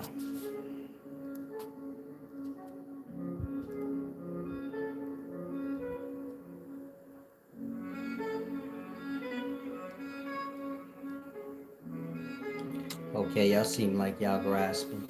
If you somebody lost into religion, you believe in that man on the cross because you're an idolizer. And it's not that man on the cross that you worship because you don't know who that dude is or what he looked like. But what you do know is whoever you idolize, that is a man. That part.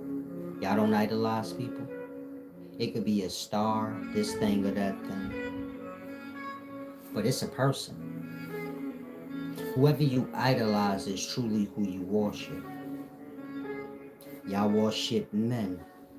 Even when it comes to y'all religion, so y'all convince yourselves that the God is a man. It's truly the self y'all worship, or what's likened to the self, which is mankind. And this is where y'all go, this is where y'all ever start. It's like I said, God ain't no man. If God is a man, then that means you depending on man. And I feel sorry for you if you are. God got to be more than that. God got to be more than a person. God got to be a place. Otherwise, where you gonna live at or exist at when you find God? God a person to you, right? Then you gonna die and you gonna be with God. But where y'all gonna be at? Again, if God just a person to you, where y'all gonna be? You say in heaven, then that means heaven is God, right? Again, if God is a man, then when you meet this man, where y'all gonna be? Whatever place you say, the place is God, then I suppose. Y'all live in life right now. Y'all could say y'all God over it, but y'all live in it. The place over y'all and any individual in it. Same with heaven, let's say. You say we gonna be in heaven. Ain't nobody above heaven. The last person said they was above heaven got kicked out of it. That's good old Lucifer and that whole story that y'all got. The Christian think Lucifer was saying he's above a person. If you were Christian and you know the Lucifer story about how he was kicked out of heaven because of his pride and saying he wanted to be greater than God, you think like he was talking about a person. But if I ask you, didn't the text say he was the brightest in the best in heaven? So what would have been above him? Meaning in regards to individuals in heaven, who was above Lucifer? Most of y'all say God.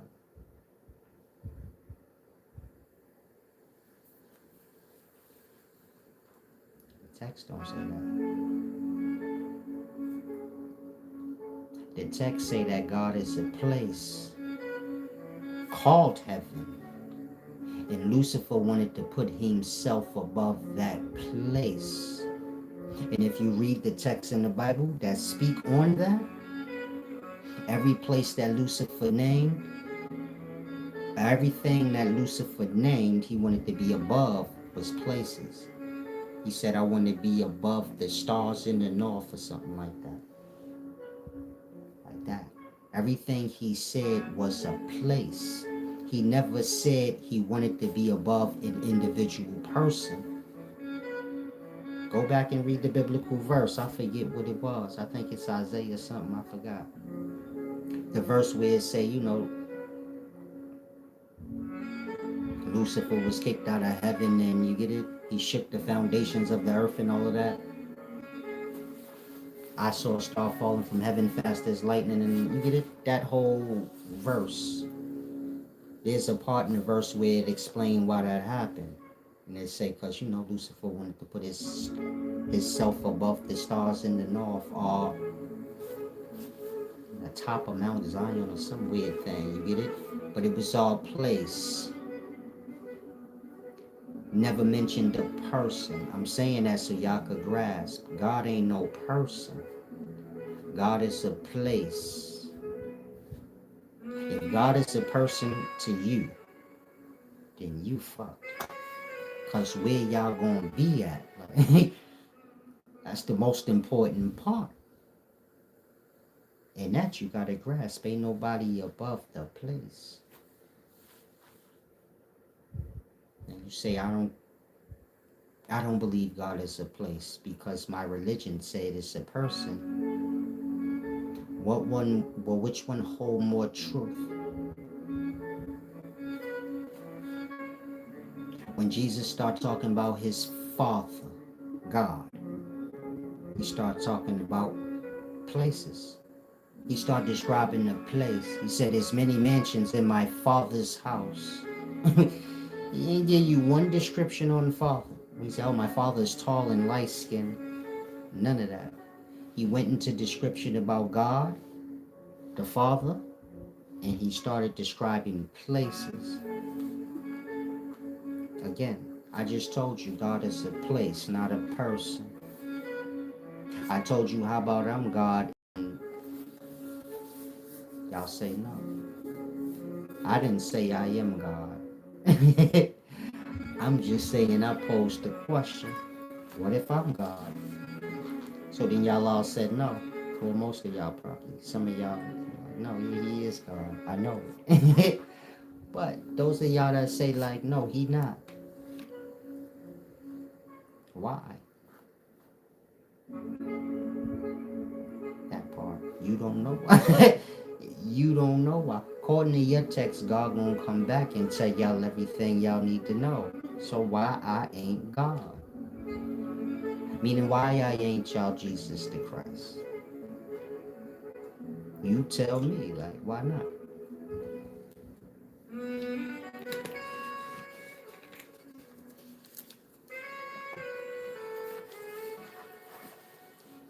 Do I go with anything in this world? Like, y'all Christians, I rebuke that.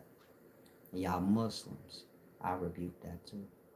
Y'all conscious community followers, Hebrew, Israelites, this thing, that thing, I rebuke it all. Y'all getting mad. I'm saying, man, we want to put our hands on him, but he know that 52 shit. Right? That's what y'all have in y'all mind. You know that 52 shit. I ain't about to be the nigga get knocked out by the little nigga. Fuck that. I'll just fall back. But do you get my point?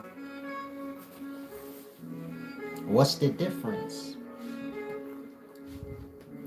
You said we all Jesus because we all YHWH. It's a lie. I ain't Jesus. You could be Jesus by your damn self. Blood got beat up on the cross. But I don't want to hold you. We all Jesus. Nah, you Jesus alone. Please keep me out of that. I will definitely point to you when they come. Where's Jesus? Right there. She says she falls. Grab her. Get it? Let me help you get her because she got to go. You feel me? This Jesus fell out. Yeah. Nah, but I get what you was trying to say, but you get your wisdom together a little better than that. The Jesus fella is a falsehood of YHWH. Not the same. Again, Jesus is the false YHWH. Jesus is the Antichrist. So Christians believe in the Antichrist, but they don't understand.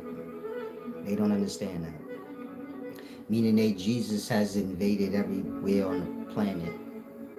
Everybody worships Jesus, even Muslims. How'd that fucking even happen?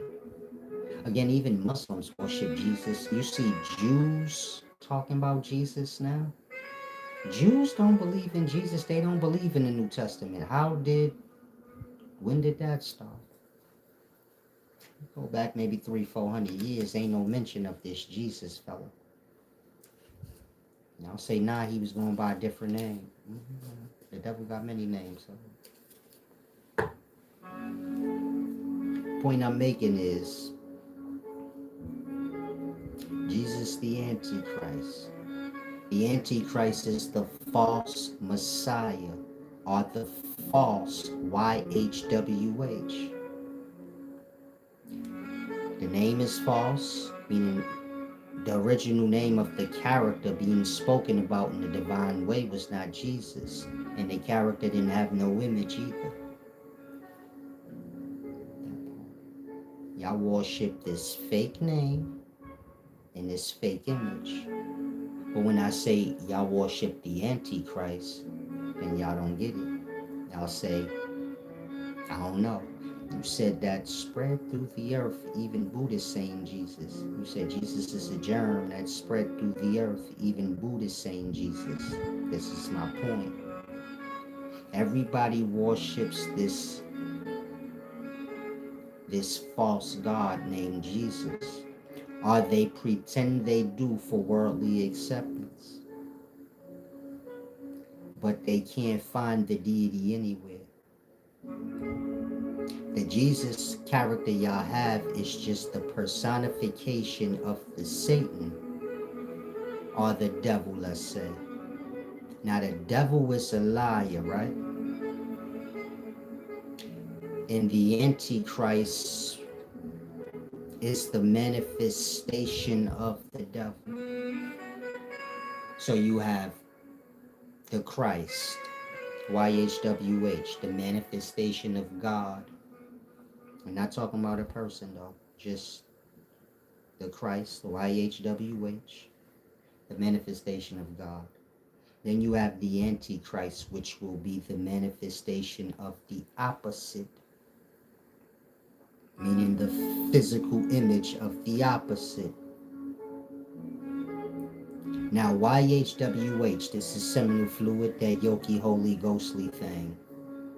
And that's the manifestation of God, meaning that substance is consciousness manifested.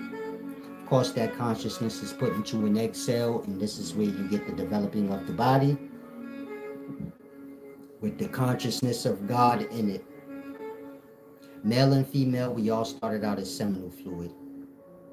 YHWH, which is pronounced U, is that. And everything you read that's speaking of this divine God is speaking of seminal fluid, the thing y'all overlook. But that's the thing y'all all started as, or the thing y'all all started with.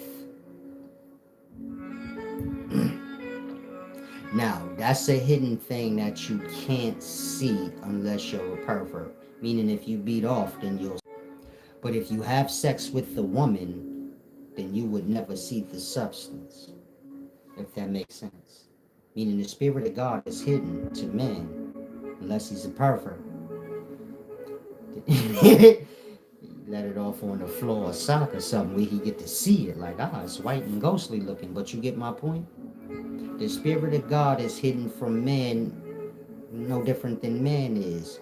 But it can be proven when a life come forth, let's say. Meaning that substance bring forth life. So let's say you say, I don't believe in God. The man take his dick, stick it in the one woman, ejaculate out, and then say, look, in 9 months, like a life gonna come out of vagina. Because of God, nigga. Like, talking about that white substance. You don't believe it, look. I'll show you it's God, the source of life. Then you have a fake God. This is what y'all call the devil. And Jesus the Christ is the manifestation of this fake God, the devil, the liar. Now that Jesus character, because he's a manifested lie, you can't find truth of him anywhere. And you're not supposed to, because they're not what make him truth. But he's manifested lie. This is why if I tell any of y'all, show me Jesus' grave, anything. Shit, they showed us King Tut's grave. He's said to be before Jesus. Physically. King Tut was born before Jesus, supposedly. And we have his grave and other mummies. Y'all can look at them. Show me the Jesus mummy. And don't tell me Jesus ain't a mummy, because in the Bible it say that they took him off the cross and wrapped him in fine linens. This is how they mummified mummies in the past. Meaning all pharaohs were mummified, which is to say they was wrapped in fine linen and then put in a tomb. Jesus was wrapped in fine linens according to the story. And then he was put in a tomb and Mary was chilling in there with him. So that means Jesus was an ancient Egyptian pharaoh of some sort. But none of that matters. What matters is this. Show me his tomb and show me his bones. You gonna say he rose from the dead. So this is my point. The God y'all have is a manifested lie. And lie is the devil. In that, Jesus the Christ is the Antichrist. The God that they spoke of that was going to come and take over the whole world, even invade the government. Who don't believe or speak on Jesus? Who? Every religion got Jesus in it now. Like the person said, even Buddhist people be talking about Jesus. Muslims got Jesus. Christians got Jesus. But where is he? That part. That's the Antichrist that was prophesied about. Y'all gotta remember, in the Old Testament, they were prophesying about the coming of the Son of Man. The man ain't God. They prophesying about the coming of the Son of Man. They prophesying about the Antichrist. In the Old Testament, when they say like, a boy is going to be born and he's going to be called Emmanuel, they're not saying the name is what he's going to be named. That name is a title for Amun, Amenuel. It's like a spin-off of Amun. You know, the ancient Egyptian god, Amun. Amun is the god of the darkness, basically. Amun, R-A-M-N, which is pronounced Amun. Amun is the god of sound. Amun is sound itself personified. Remember, sound is the creator, because within sound or airs you have atoms, and atoms are the building blocks of life. So sound is the creator, and Amun, A-M-U-N, or however you spelt it, but in ancient Egypt it's written A-M-N. The vowel was added, and that is pronounced Amn, meaning A-M-N, Amn, like that O-M sound. Certain Buddhist temples, they have that sound just going off. That's Amen. If you pronounce it correctly according to the spelling, which is A-M-N, you can Google that later. Amen, you're going to see it's A-M-N. It's pronounced like that. Amen is the personification of sound. Sound is the creator in regards to the physical world. And we all know that the devil or Satan is God over the physical. In the Bible, when they was prophesying about the coming of Emmanuel, they were speaking of Amen. But the physical manifestation of Amen, which is sound. In that, when Jesus is born and they name him Jesus, get it? You see how it don't match? You say, man, in the Old Testament, they prophesied Jesus' name as being Emmanuel. But in the Bible, or in the New Testament, when he was born, they named him Jesus, and ain't nobody noticed that. Lie. That God y'all got is telling y'all about the birth and the coming of the Antichrist, which is what y'all worship now. Meaning, if you were Christian, you worship a lie. That lie being God is some man that got beat up and put on the cross and spit on. But God ain't no man.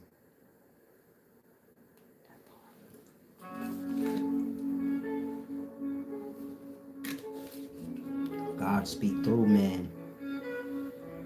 Certain men that achieve a certain glory on a mental and emotional level. And you get my point? But outside of that,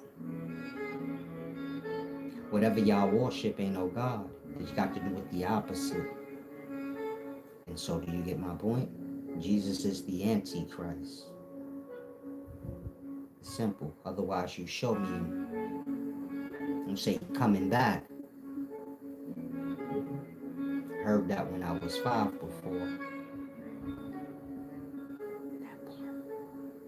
And so if you understand what Jesus is, or what the YHWH is, which is that substance I explained, seminal fluid, that's what returns. Meaning, men have sperm cells in their balls or their lower parts. And every time they ejaculate, the substance raises all them dead sperms back to life, brings them to a new heaven and earth. That's a body. The heaven part, you get it? Earth. Below is hell.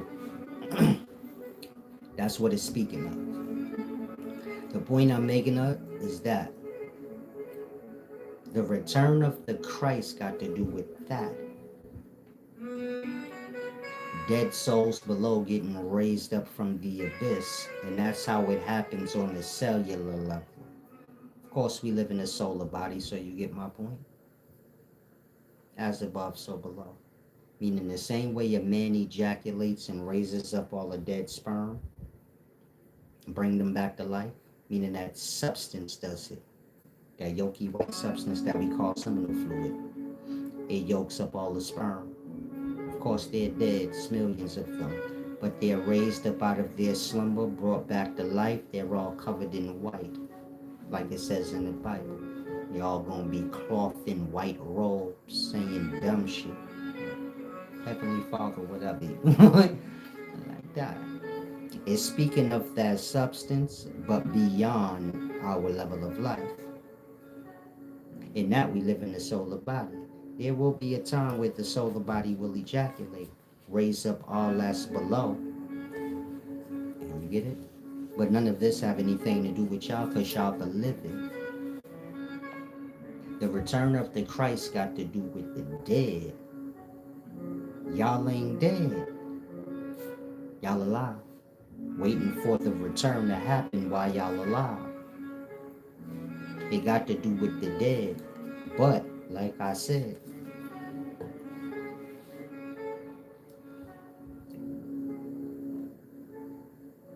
the YHWH ain't God.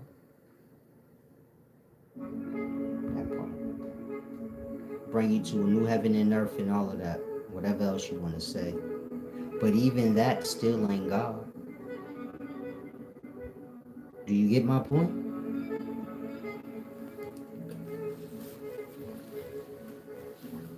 What we have is God, YHWH, and bring you to a new physical reality. According to the text, new heaven and earth. But that ain't God. So I'm trying to help you out to grasp. This goes way deeper than y'all can fathom. Meaning God have to do with the self, and that's the only way y'all gonna find God. God being the place. If you lost, you a person and you a place too. When you go to sleep, which is death, you go unconscious. Sometimes you end up in a place. That place is in your own mind or your soul, but you get my point? You a person in a place. So, God like that. Being and place. You as a soul or a mind is not a physical thing. Meaning you as a mind or a soul, that's a person. But it's not physical. It can be. And you as a mind or a soul is a place too. It ain't physical, but it could be. Think like dream. Y'all come into the state of y'all own mind. Same way when y'all awaken, y'all daydream. Y'all just come into y'all own mind because it's a place too. God like that. Place and person. Y'all ain't never gonna see the person because that ain't the point. The point is the place. You get it? Say no man will ever see God. Y'all don't need to. Y'all just need to get to the place that God is. And so like I said, the way to God is through self. You got to get self to a certain place mentally. You get my point? When y'all go into dreams, the physical lives y'all live or whatever the case is, this is all a matter of y'all coming into whatever state y'all mind is in. The people that hang out in violent areas and violent environments, their mind is there. It brings them to the place. People that hang out here, there, anywhere you could think of, their mind leads them there. When we go in a dream or, die for the night, wherever y'all go and dream, y'all mind bring y'all there. So it's the same way y'all die. Y'all gonna go wherever y'all soul is. You get my point?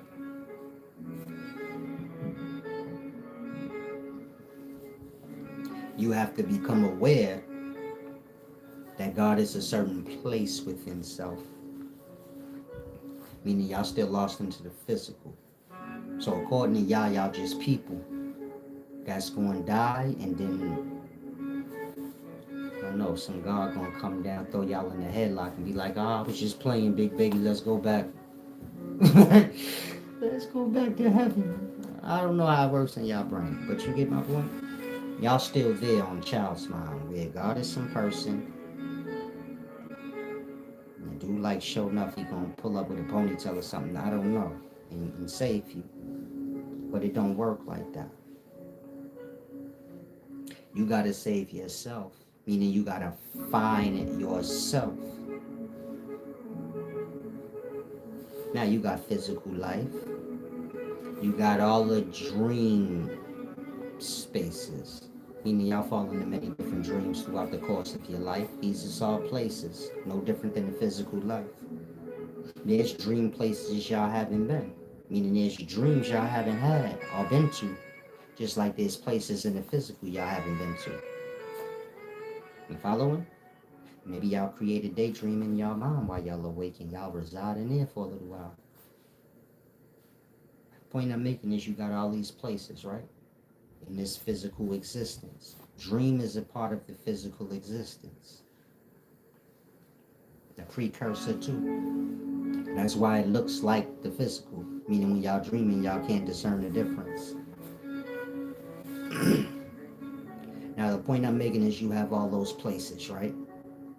Physical life and all the places there. You have the dream realms and all the places there. The many different dreams y'all can end up in.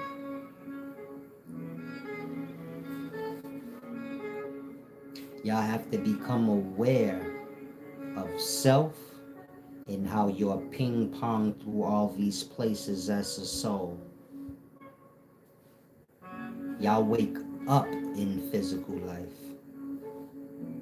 Y'all wake up in dream, meaning y'all pop up in all these different places, but y'all don't have a control over the place y'all popped up into. When you pop up in physical life, you have control over where you go. But I'm talking about you popping up in the physical life or popping up into a dream. You get my point? You go unconscious, you don't have no choice if you gonna wake up or go into a dream. Either or happens in whatever order it does. You get my point? Meaning you may go unconscious and then wake up into physical life. You may go unconscious and wake up into a dream. Then wake up from that in the physical life. But I'm making a point that as a mind or a soul, y'all just ping-ponged into all these many different places. Again, your mind wakens up into these places. You kind of ping-ponged into all of them.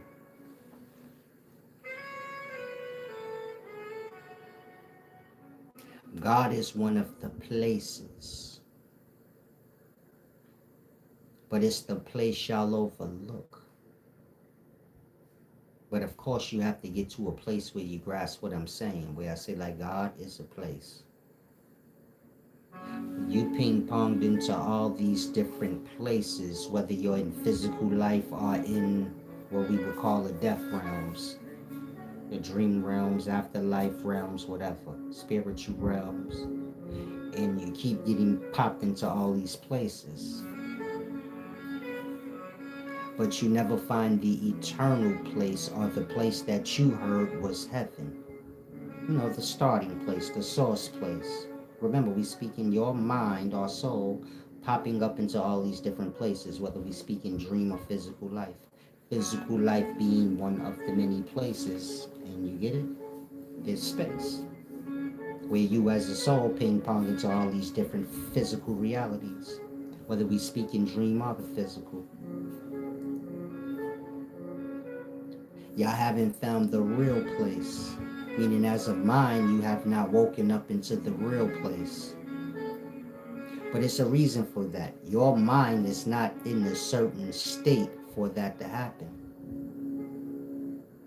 Is what I'm saying making sense? I'm trying to make it as clear as I can. You see how y'all can create a daydream in y'all mind while y'all awake and then be there for a time, but it don't last? And in the same way, y'all mind can create a dream while y'all sleep, where y'all be there for a time. And the mind that you are is brought into the physical world, and y'all here for a time, but always kicked out. Meaning you're not just here in physical life straight through. You kicked out every night. As a soul or mind, you kicked out, meaning you go unconscious. You leave the place and you wake back up or come back to it. You see how you have all those places and you exist in them, but they're not eternal or they never last? And you're not aware of any of this? Like that. There's a place that y'all can wake up or come into, but y'all have no understanding. And like how I just explained, y'all believe in man. Y'all believe in strange things. Some God on the cross gonna hop off it and save you when you die or whatever you believe in. But you see how y'all belief is so far off of reality. What I just said being reality. That's you about to tell me you don't wake up in all these different places. You just haven't realized that. And that if I tell y'all what's the difference between physical life and any dream y'all had. The only thing you could tell me is the physical life is longer, but you can't say that. You get my point? Y'all leave physical life every night or whenever y'all go to sleep.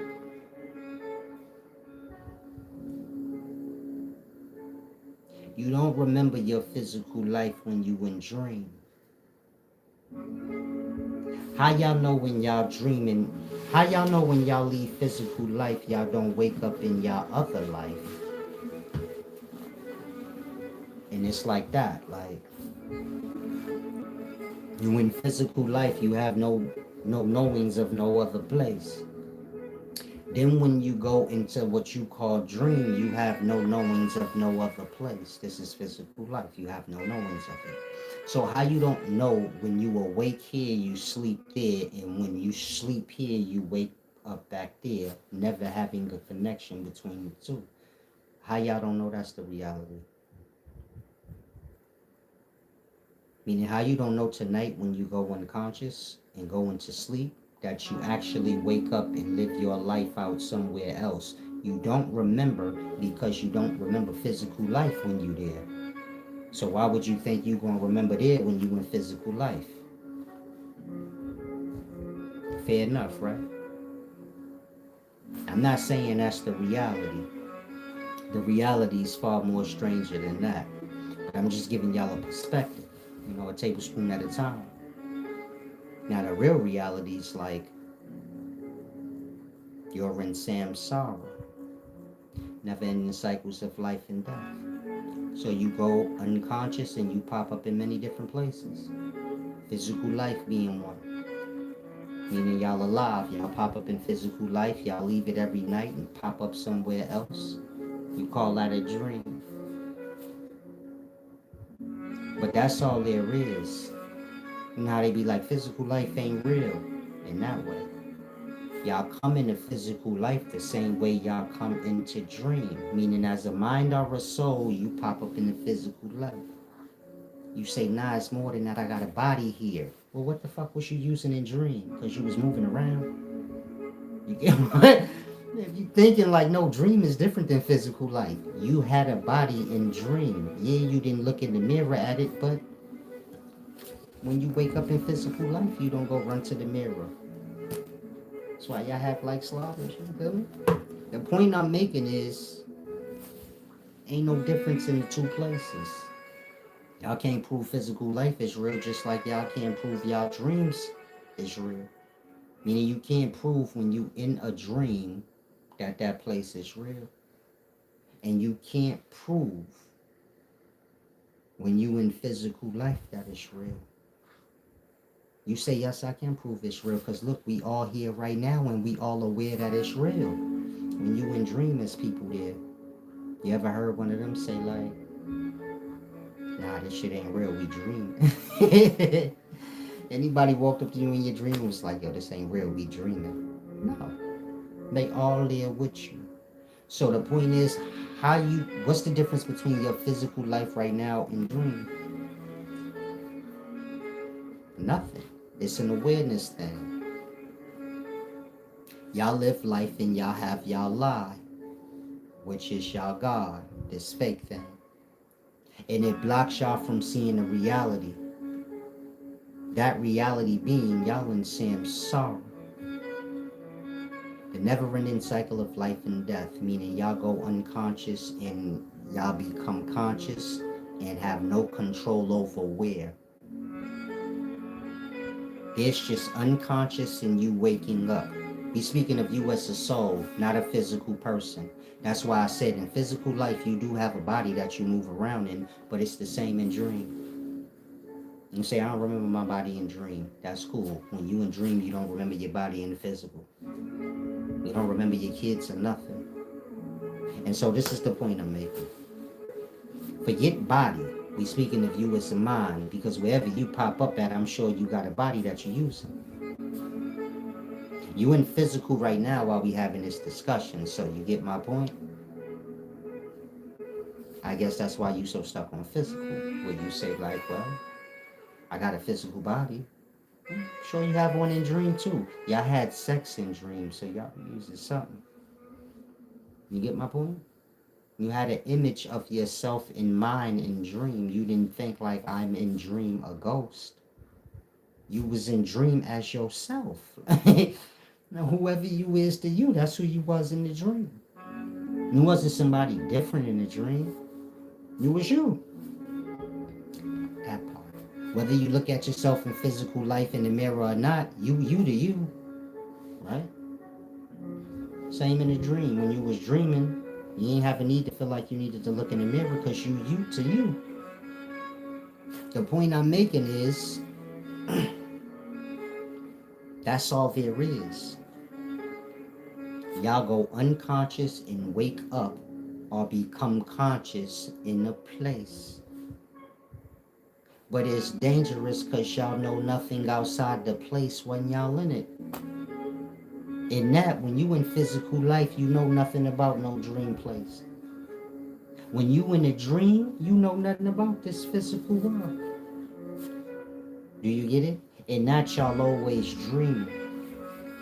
Meaning as a soul, you just dreaming. Popping in one place to the next. You say, man, my mama had me here. Meaning you was born out of your mother's vagina. That's how you went up here. You remember that? No, right? You was told that, you seen babies born here, so you say, that's how that happened. How you know that didn't happen in the dream space? You go to dream just as often as you come into physical, meaning you go unconscious and you pop up wherever you do. Every night y'all go to dream, whether you remember it or not, it wouldn't matter. You don't remember physical when you there, you don't remember there when you're in the physical. But you go there every night just like you go into physical every day. Meaning all the dream places is in the unconscious space. And all the physical places is in the conscious space. But you get it? You go wherever you go. You remember just the space that you went in the moment. Meaning y'all just lost in a dream. If you say, how I'm lost in a dream, I'm dreaming right now. You like how you are when you in dream. Where you don't know shit but you are. When you in dream, if I say, let's say you in dream and somebody in a dream ever came and told you, man, there's higher realms of existence than this. There's the physical place you come from. Then you gonna be like, I'm physical here already. If I come to y'all now in the physical and I say, hey, y'all, there's higher realms of existence than these dreams in this physical life y'all keep ping-ponging, back and forth between, and y'all gonna say, no, it ain't. You get it? Like that. Y'all haven't become awake where y'all say, hold on. I'm just popping in and out of different dreams, physical life being one of the dreams. And how do I get to the real life where I'm not just stuck in this never-ending cycle of me going unconscious, waking up wherever I do? When y'all die, meaning when you die and you lose your physical body, so you're going to lose the physical life, which is just one of the dream spaces. There's a bunch of other dream places, you get my point? When that happens, you as a soul still gonna go unconscious and wake up in the place. It's what you do now as a soul. You go black and you wake up somewhere and you live there and the place is familiar to you for some reason. Even when you dream and you wake up and the dream is familiar to you. Same way when y'all wake up in physical, it's familiar to y'all. But this is just you as a soul going on and off. And when you come on, you end up wherever you do. That's not a physical thing. That's a you as a soul thing. Your mind, your soul. In that, when you die physically, so you still will wake up in a place. But the thing is, you're not going to be aware of it, just like when you go to dream, you ain't aware you in a dream. When you in physical life right now, you're not aware that you in a dream. You're not never aware. Do you see how people die, end up in their afterlife? There's no awareness. You get my point? Meaning y'all will die.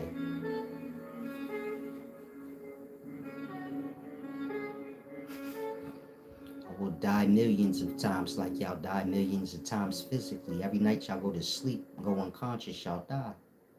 Y'all go to the unconscious. Same way when y'all physically die, the mind or soul that you are goes to the unconsciousness.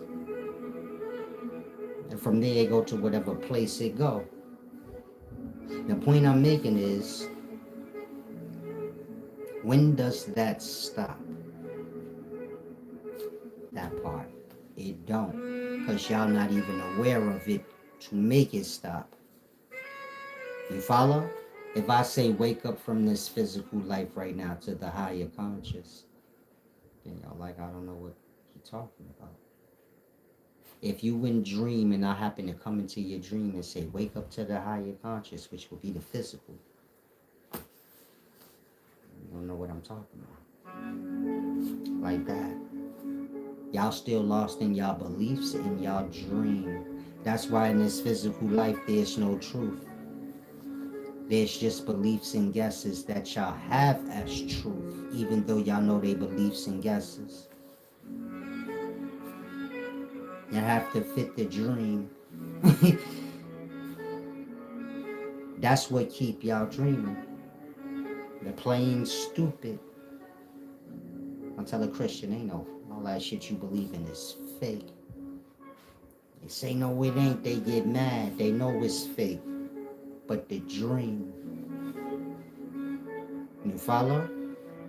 They haven't overcame their dream, or they haven't evolved beyond the fears of their dream, so to say. In that, you say you a Christian, a Muslim, whatever you is, you could be an atheist here. You haven't awoken to the reality that you live in yet. What I just explained to you, how you just ping pong and pop all around in different places as a soul. You haven't become aware of that. You think it's like, I'm in physical life, then I'll die here and some magical God gonna save me. That's not how it worked though. It worked like how you see now. You go unconscious at night or die, and then you wake up in the place, not realizing that you're awoke in the place or anything. You're just there, it's like regular to you. And then you leave there, you pop back up in the physical life and you say, oh, that was a dream. This is the real reality, my physical life. What I'm saying is when y'all die, y'all will wake up into y'all afterlife. And that afterlife will feel to y'all like the real life, and this physical life that y'all had, it was just a dream. If you even remember it. And in that afterlife that you live, you will have a whole life there, wife, kids, whatever you have. You will go to sleep there, wake up there. You will even have dreams when you go to sleep there. And you will die there. And you will wake up in another place and think to self, oh, that place was a dream. If you even remember it. And you will live your life in that afterlife. You will have your kids, your life, or whatever you have. You will go to sleep and wake up there. And at some point, you will die there. And you will wake up in another afterlife. And say, oh, that was the dream. And this is what you're doing right now. I'll say physical life is getting strange. Every time y'all go unconscious, it change a degree. Y'all don't come back to the same place. Y'all come back to the same place a degree off. By the time you come back here, 30, 40 years, you like, man, this whole goddamn world. It's all different here. My friends have become my foes, my friends, so on and so forth. This is most of y'all now in life. You older, you say everything is different from when I was younger. You mad degrees off now. But none of that matters. What matters is you're becoming aware or waking up. In that, do you get it? Now they say the never-ending cycle, or if you're familiar with Hinduism, which is the never-ending cycle, or Samsara, they say it could last for eternity. Do you see how and why now? When y'all die, y'all gonna wake up in whatever life y'all do. Never knowing like I'm dead and I just woke up. Like I'm just stuck in Samsara, the never-ending cycle of going to sleep and waking up. It wouldn't matter if I'm going to sleep and waking up in what I call my life,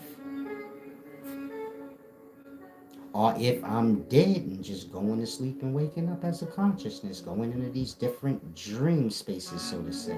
The physical life being one as well. Unless y'all about to tell me y'all have this forever. Last time I checked, this physical life gonna fade just like y'all dreams fade. You can't say whatever dream you had last night is over with. Meaning you can't say you're not gonna return there today. I mean tonight when you go to sleep. You don't remember. Just like you don't remember here when you're there. So you can't fully say. But the point I'm making is, do y'all get my point? Let's say you live physical life right now, I shoot you in your head. Boom! And you die right now. You go unconscious. Because you got shot in the head. Then you gonna wake up. Wherever you do. Like how you do when you go to sleep. And you wake up wherever you do. And dream, whatever you call it, right? You gonna think you're getting shot in the head and all of that was just a dream. But you're dead though, like it wasn't a dream, it really happened, you're dead, but this is how you are as a mind. You get kicked out of the one place, you come into the next place and just be like, that was a dream. And that if I ask most of y'all, remember that day you got shot in the head? When you say I survived, how you know? Remember that day that strange thing happened to you? Man, you died that day. None of this shit real. It's a dream. Like, you in your afterlife. Can't none of y'all are sure right now. No, I'm not. But you got the feeling when I just said it, like, this is getting strange. Like that. Shall I go deeper? Or y'all rather stay asleep? Because I'll wake all y'all up right now. But I ain't saying it's gonna be good. I'll give y'all all the truth right now. But can your soul take it? Is the question. Remember, y'all are flying through space. I seen Lucifer fall out of heaven. The nigga was just falling. This y'all just falling. Want me to wake you up? Just falling through space and time. Like y'all daddy, the devil. It's too real for some of y'all, right? Like, I don't think I want to know. I don't think I want to know none of this stuff he's telling me right now. He said, I'm starting to remember little remnants of dream, and I'm starting to become aware when my body is asleep. Is that good or bad? One of y'all said, yes, you want to be awakened right now. I guess that's true. Maybe it's like dying. I mean, y'all dead already. You was dead the moment you was born here. The moment you was born here was the moment that you was for sure going to die here. Right? You can't say like, I was going to die anyway. What is death if you wasn't born? You was born here the moment you came out your mother's vagina and said, you was for sure going to die. You was dead already technically. It was surely going to happen. Then that evening came and you went unconscious. And you popped into whatever dream space that you did. You woke up back in the physical life or whatever dream space you in that you call your physical. Same way you call your dream reality physical when you there. And that y'all lost in the abyss. Y'all don't understand. Like, hold on. This shit ain't real. It's the dream. It's just you stuck in Samsara, the never-ending cycle of life and death. Not sure what you're saying, Emmett, but you can rewrite it. In that, do you get what they mean if you ever heard in like certain teachings where they say we have to become awakened or enlightened? It ain't speaking of nothing y'all think. Where y'all like, oh, I have to become enlightened, so I have to read a lot of books and get smart. It's talking about becoming awake and aware of the reality that you live in. We're not talking about your physical life reality or any of your dreams realities. We're talking about the reality of you as a mind and how you just blink on and off and you just popping up in all these different places. Never knowing where you came from, only knowing where you are when you're there. Because you only know where you are when you're there and nothing else, then y'all stay stuck in Samsara. This is how one dies, pops up into their afterlife, and you get it? They be stuck like that for eternity. There's no self-awareness of, hold on, this is a repeat. Y'all know y'all lives is stuck in repeat because y'all complain about it, whether to self or maybe you voice it out publicly. And wake up every day, you go to the same job. You do the same shit every day. Maybe 1 or 2 days out the week, you take a break. Why is that like that? Meaning, why are you stuck in this cycle? It's like I said. Y'all not awake. Y'all lost in the abyss, meaning y'all just floating in existence, being brought wherever y'all brought, never becoming aware of the reality, which is I'm dead, I need to get out of here. At some point, there will be no more waking and you popping into a place. You'll just have the unconsciousness. Look at it like that. You're going to pop into all these different places, dreams, physical life, but it's all the same because you can't discern the difference. You're going to pop into all these different places.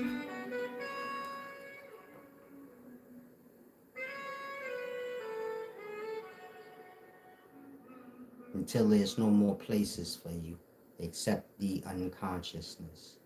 Meaning, you have to get it at some point. You have to become aware, self-aware. Find the place of God at some point. The place of God have to do with the self, but you get my point? Y'all don't look within. Y'all just project out. Meaning y'all vision, y'all mind, which is one and the same, is going that way. When y'all die, same thing. Some of y'all get a moment where y'all sight or y'all mind reflect inward. So then you say, I seen my dead body, but you get my point? Look at it like that. Your soul is forward. You're looking out of your eyes. When you die, your soul is raising out of your body, facing out of the way. So we see yourself.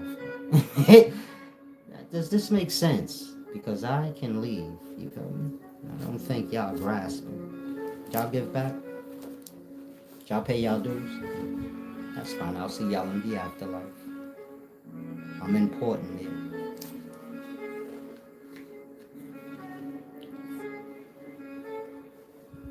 Peace and wisdom. Those of y'all that like to hate on me and do little things, making it bad for yourself, you should stop. It's a deep thing. It's all about the lies to self. Some of y'all want to pretend with yourself like, he's not special and he's not important. Cool, just leave it there. You don't have to like try to afflict me in any way or like fuck up anything I got going on in any way. That wasn't requested of you. You did that extra on your own. And so, whoever's guilty of that, you might want to stop. But you don't have to. Wouldn't care. I'm just giving you the heads up of what you already know. Unless y'all gonna tell me I'm just y'all. I'm just like y'all. You just all play dumb. Fuck it. I'm no different than y'all. Again, y'all could play dumb with y'allself. When you heard the wisdom, and you see y'all can't do much with me. Y'all would like to, but what can you do? I I'm not even that big, but you still know better. But you lie to yourself. You say, nah, he just a regular person. Maybe I'm a family member of yours. You say, nah, that's just my cousin, my brother, my dad. You overlook reality, like, nah, fuck all that. Do something else, like. And so I'll say again, whatever you got going on, it's not about you giving back in fear, where you say, oh shit, he's right, let me give back now. Just do it from the heart. I'm helping y'all. It should be natural for y'all to say, let me make sure he's all right here too. I don't know why he here, but I don't know why he gotta be here dealing with us, but he is. So whatever you do, don't try to afflict me. It ain't gonna be good for you. I'm not talking physically. I'm not gonna let you do it. I'm not gonna allow you to do anything to me physically, but I'm just speaking on, you get it? In other ways. Y'all let y'all envy get the best of y'all. Y'all get caught up in y'all emotional state. Keep your mind wrapped. Keep your mind, somewhat in the truth. I'm just coming to help y'all for the most part. And you get it? If you feel like he just regular, fuck that nigga, just leave it there. You don't gotta go to the extras. We talking about on divinity levels. It ain't worth it for yourself, man. Y'all already ignorant enough. And so you get my point? So I always tell y'all, wisdom don't gotta look. I think wisdom, life, God, all these things got to do with y'all, and y'all get to choose how it look and how it is and how it'll come to you. You ain't got no control in that. You just better be aware in this life. That's the main thing. Stop having preference. Your preference is wherever you are. If you fucked up inside, you definitely don't want to go on your preference or your perspective because it's tainted. And you get my point? Outside of that, we not speaking ego. I ain't saying I'm nothing. I'm nothing to me. But in regards to y'all, I'm something. And you get my point? A lot of y'all done already afflicted yourself. You already went against me, and it ain't good for you. And whatever attack you did in secret against me, you ain't even sure if I know. And I probably don't. Meaning it ain't did shit to me. And so you get my point? Be mindful of these things. And just come here for wisdom. That's the main thing. We don't have to play ego games with one another. Or we don't have to play envy and ego games. Meaning a lot of y'all got an envy, which is ego. And I fuck with y'all ego by rubbing in y'all face how I'm wiser than anybody you know. You can't do anything about it. Tit for tat for, but you get my point? We don't have to do that. You can just come learn. Y'all bring that aspect yourself. I'll just bring certain things to y'all awareness. And so, God is within. It's attached to your higher self. That clean self up. I'm talking to mind in the emotional state of self.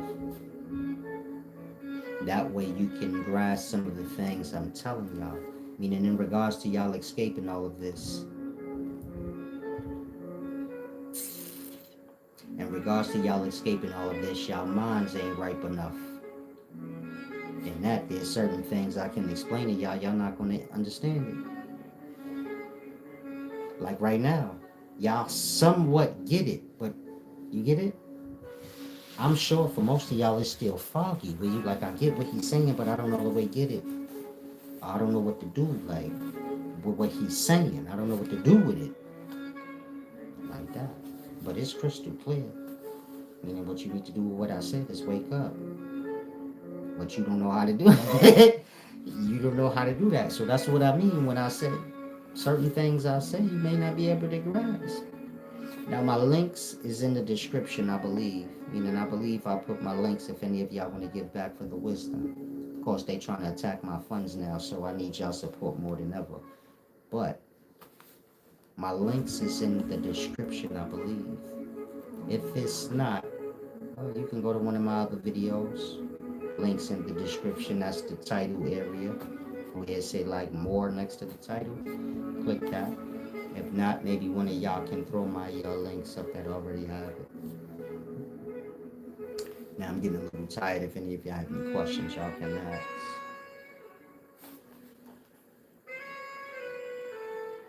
It's 10 o'clock? Can't be.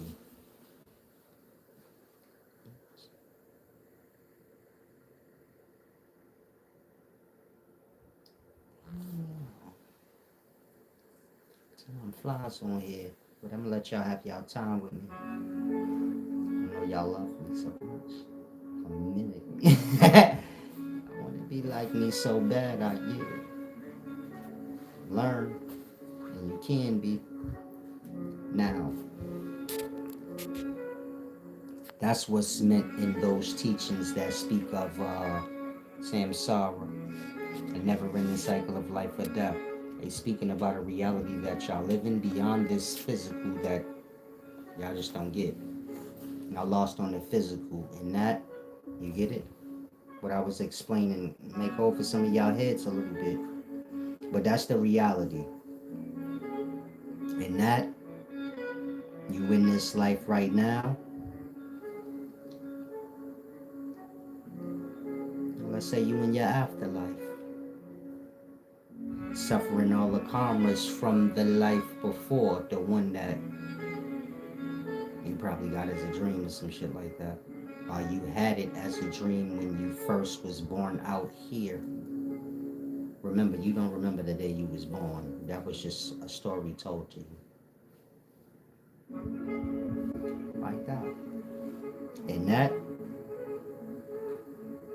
say you die tomorrow, you wake up in the afterlife, you've been billing for yourself all this time. You have to remember, y'all been leaving here every night and doing whatever y'all do. Dreaming, whatever you want to call it. But this is creating a whole life that, y'all creating a whole afterlife for yourselves. Y'all making one simultaneously with this one. That's what the alternate reality is, the dream realms. It's alternate to the physical. When y'all die in the physical, will all y'all sleeps make for one good dream or one life? Just like all y'all days awake make for y'all whole full life. All y'all sleeps make for something too. Today, tomorrow, the day after that, you're talking about your awake time. You awake right now. Tomorrow when you wake up, and the day after that when you wake up, all those awakes make for your whole full life. But while you waking up, you going down too. Call that sleep. And all those sleeps make for that other life. Y'all get it? Y'all creating y'all whole life as y'all go. You alive right now, right? You're not dead yet. But are you not doing what I just said? Meaning every day that passes is creating this whole thing that's going to be your life. Every day you go unconscious too. What's that creating?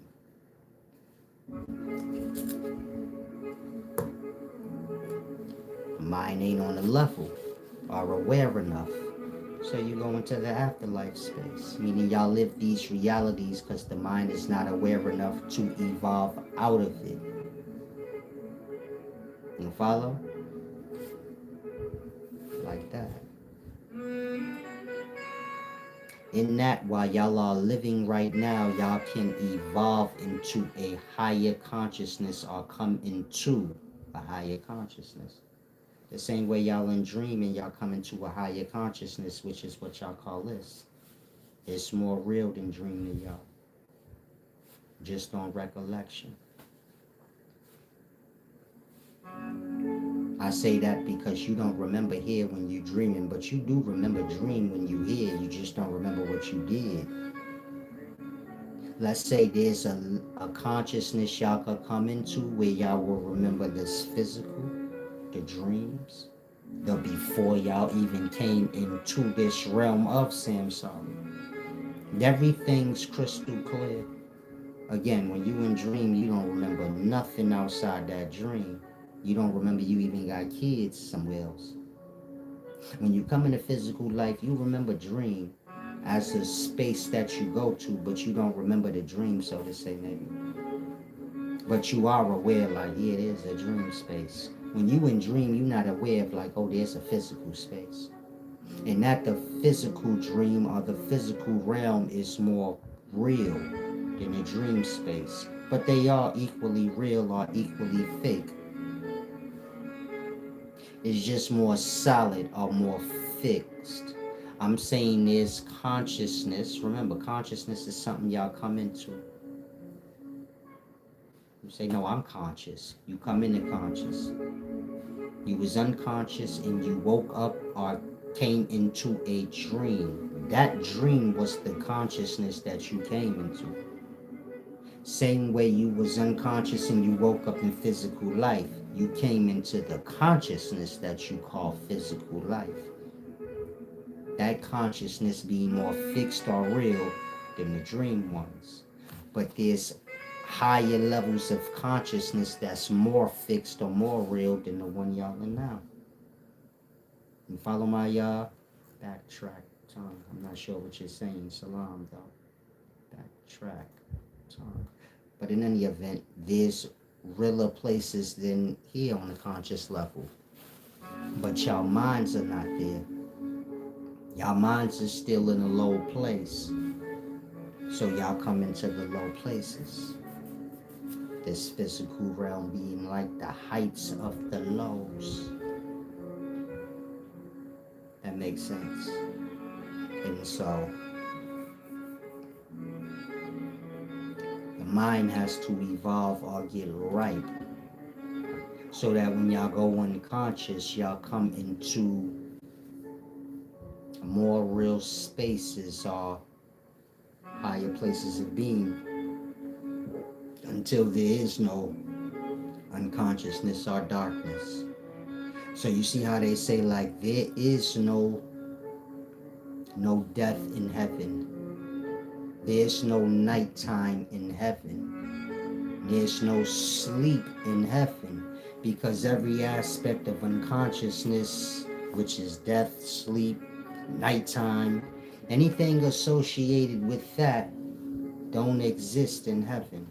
Heaven being this place everybody wants to go to. It's called eternity. It's eternal because of that. You follow? There's no death, no sleep, no night, no means for you to escape. Y'all get to leave dream when y'all go unconscious in it. Y'all get to leave physical life when y'all go unconscious from it. And that y'all have a means to escape. Y'all don't become aware, so y'all return back. But you get my point? You do have a means to escape. Now, how you going to escape heaven if there's no night, no sleep, no death, no unconsciousness for you to go into? And that, then you just stuck there for eternity in the light or consciousness, which is awake, one and the same. Now follow? I'm not saying that's good. I'm just saying. This is why souls fall from it. This is why souls fall from that. They want to rest. They want to leave. They need to escape. Like, and so you get my point? This goes deep. I don't want to disturb any of y'all. I know y'all don't have the proper awareness. I got a lot of fears, so you get my point? Everyone take it all wrong. First thing, start with like evolving beyond y'all beliefs and y'all immature ways, because it start there. It'll rebuke your religion and all that fake shit of this world that y'all like to get lost into. It's keeping y'all bound. If you think like, man, he evil, he trying to get us to rebuke our religion. At first, you got to prove your religion is truth and right for me to be evil, for telling you to be evil. You got to make sense all the way through. Meaning, you got to know what you're talking about before you could say if somebody doing you wrong. You got a belief. You ain't sure if it's true or not yet. You believe it's true, meaning you want it to be true. That's what belief means. I want it to be. I hope it is. But you'd have to come to a conclusion at some point. I'd have to be proven to you that it's true for me to be whatever you think. Say like he evil, he trying to get us out of our religion. I don't got nothing to do with you. I don't even know who I'm talking to.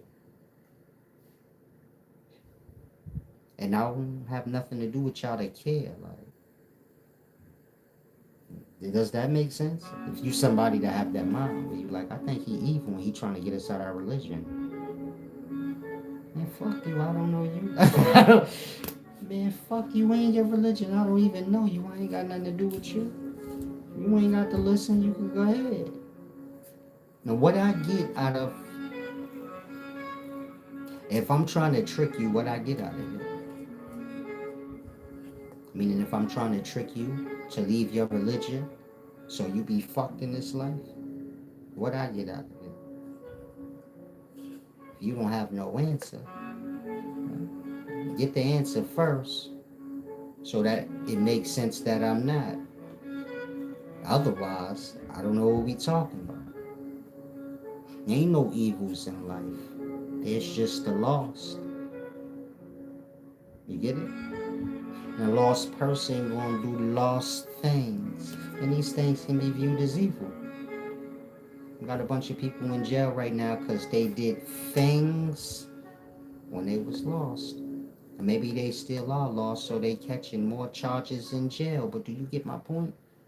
There's no evil. There's just unaware. And an unaware person gonna do some things that just ain't right. And y'all still lost into evils and monsters and ghouls and goblins. And that y'all call each other demons and gods and all kind of dumb stuff. But there's just the self.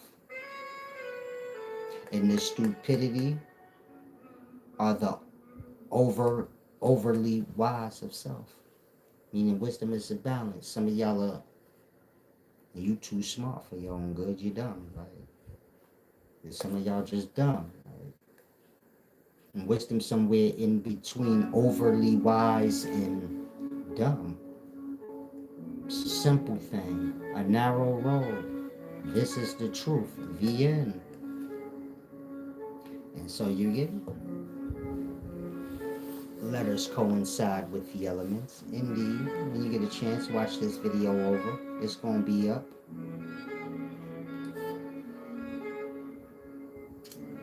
Just get back when y'all can. That's the main thing.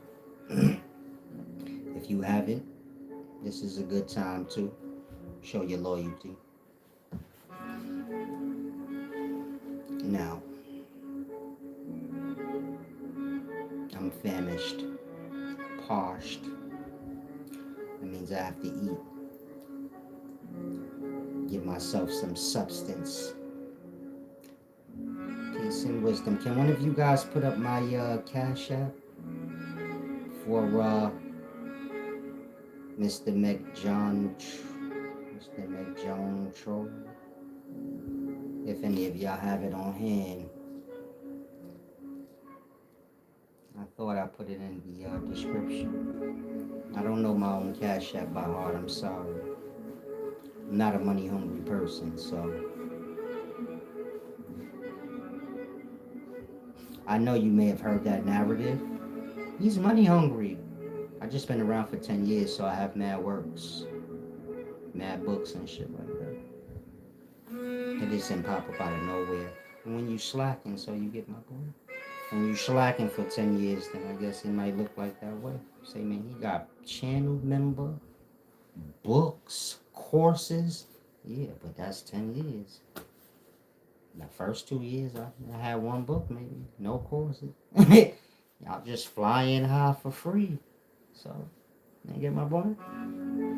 But I honestly don't my Cash App. I don't even know my PayPal. I gotta look. Like, just because of that, I'm not money hungry. I just want y'all to be fair and balanced in y'all way. Have appreciation for like the truth. Because the truth can be costly when you know you a slave or a subject of somebody else. And so, kind of grasp. Peace and wisdom, bond your wings. Make sure y'all apply some of these jewels to self and try to grow. Try to become aware when you get lost in the gossip. There's a proper way to handle gossip. Meaning if you hear something, you bring it to the person.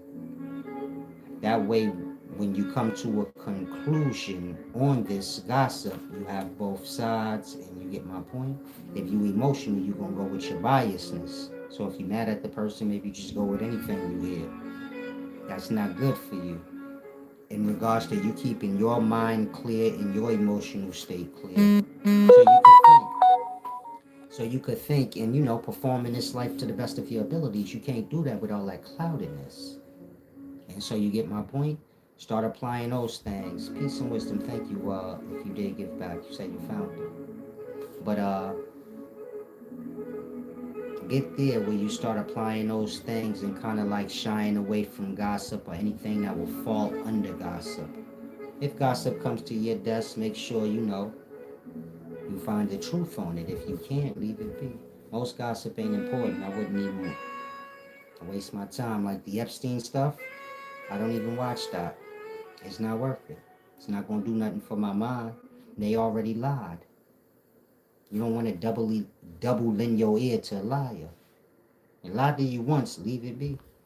Same with the Tupac mess. I don't listen to videos when people be talking about Tupac. They already lied to us when he first died. I don't want to hear nothing moving forward. I'm not going to play with myself on it. You got to get there in life where you say, I ain't really got time to play with nobody no more. If you lied once, you're going to keep lying. You could have just told the truth the first time. And that, do y'all get it? Y'all listening to Epstein, some of y'all got a mind to know where you like, yeah, he right. Whatever they telling us now, it's just more lies to cover up more truth. And this is why the stories and things y'all have never end. Gotta keep lying and keep covering up the truth. And that you have never-ending story that can be sold to those that love to hear a lie. You gotta become aware and, you get it? Too wise for those tricks and too wise for that foolishness. And keep the mind on truth. If it ain't truth, just let it be. If it's a stereotype of some sort, maybe you live stereotypes where you say, man, I view Mexicans this way or whites this way. Start grooming your mind to get out of that. Why? For the self's sake. You're going to limit your opportunities. You're going to limit a lot of aspects of yourself with this stereotype. You get my point? I don't like Mexicans because they like this and that. Maybe you got opportunity waiting for you with the Mexican, but you got the stupid dumb mind of a Mexican. And that, it resonates off you when you come around Mexicans where they could feel like you got a problem or something. Like that. You don't want nobody tainting your mind to where they putting disdain about this thing or that person on your mind. Because then you block yourself off from it. Because this person got a problem with that person, you say, what can I do to fix it? You do that for you. Because now if this person required you to take on their mindset for that person, what if that person got something to offer you? They don't have a problem with you, they got a problem with them. They can be of service to you. Like that. You got to get to a place where you say, hold on. This is all my lifelines. Like, you get it? In that, I'm not trying to hold nobody to nothing unless it's the truth. Otherwise, you get it? These my lifelines. That's why I say y'all gotta stop letting people vent to y'all and trying to bring you to where they are. Misery likes company. Everybody's your friend and everybody's your ally and everybody's an opportunity for you until you taint that with your mind. And stereotypes and superstitions is gonna do that. And these is the things y'all live in. Meaning people teaching y'all superstitions, stereotypes. They passing their envies and their bitternesses off to y'all as wisdoms, though. We have videos like stay away from this kind of person or that kind of person. That's scarred. They scarred. The person telling you, man, we the chosen, and chosen people like that, and they scarred. They ain't been getting the love and attention that they want. Maybe they isolated out or blocked off, and they're making justifications for themselves to get through these things. You got to know the difference of a person that have wisdom and a person that's just telling you a whole bunch of shit because they can't stand where they are in the moment. And everything they teaching you is just how they cope with where they are. A lot of y'all falling into that. Maybe you poor right now, you following the poor ass nigga. He telling you money evil and this and rich people evil. Get all that out your mind. It's gonna take a rich person to change your circumstances. If you poor, you don't never have to have a mindset rich people evil. You're not never gonna be rich. You gotta be truthful with self. You got low life rich people and low life poor people. And your ass better find the good on both sides wherever you find yourself. And life ain't no stereotype or no superstition where you think you could box everything into one. And that, you get my point? And keep the mind clear. Try not to fall into all that dumb.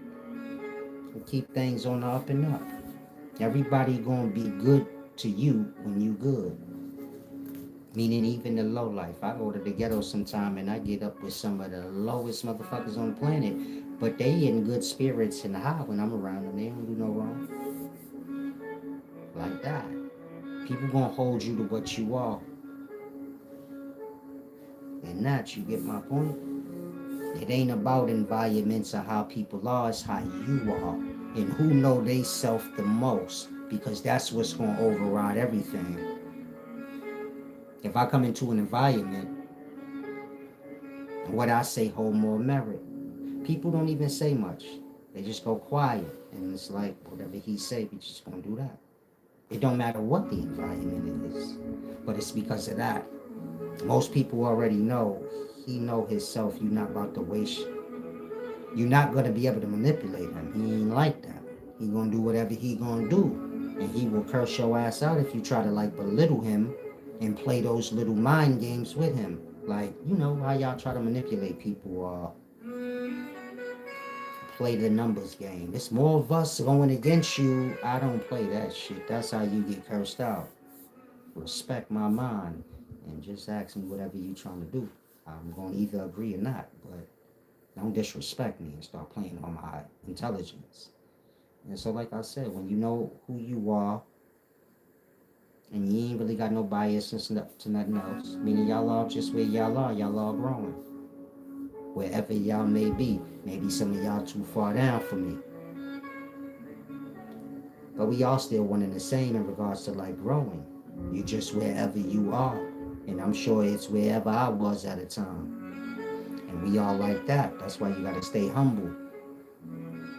It's the only way I could teach y'all through humility. Because y'all got mad error. Meaning y'all do the wrong things. Even to the person teaching y'all. In that, I have to have humility. I'm not saying to you, I'm humble, see? I'm saying the only way I could do this is through my humility. Otherwise, I would have already violated most of y'all. You get my point? Even right now, I'm doing this video, it's through humility. Otherwise, I have no reason to speak to y'all. Y'all have no morals. But, so maybe I didn't at one point in time in my life too. So like I said, we are where we are at different times. And that, you gotta be humble so you can always remember those things. And I'm here to help, not to do the other things. And speaking of y'all have to have that mind that y'all here to help. You can't help everybody. Everybody ain't receiving to help. But whoever you can, and it ain't gonna kill you none, help them. If you know something somebody don't know and you see them struggling, help them. If they ain't receiving to it, just back off. My fault. Don't worry about it. Like that. Outside of that, you don't need to have a bad perspective of nobody. Where you like this person a low life, that person that.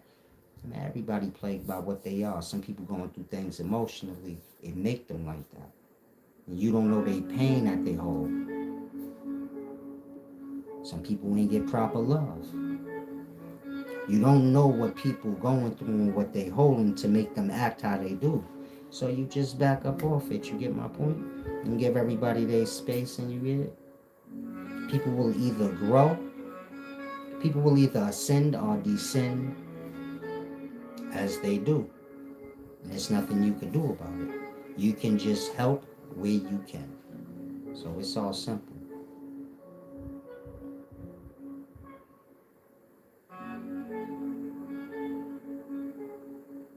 Peace and wisdom. Terra said, as long as I have my mind, my wanting to know more, I'll be fine. Plus I have scholarly bros. Yeah, your mind is not right. You skipped over the cleansing out the mind and the emotional state. And so when you're saying what you're saying, it's just BS talk. You get it? Meaning you convincing yourself, as long as I have a mind to want to know, but half the things in your brain probably lie. When did you sort through all the things that you have put into your mind this far? And what's truth and what's not? When did you do that? Like that. You have to take life serious. A lot of y'all young, you playing games with yourself still. But it's a delicate matter. But it's not that hard though. And so if you know, and like I've heard a lot of things in life and I've learned a lot of things in life. Okay, how many of them checked out to be truth or the truth before you downloaded it in the as one?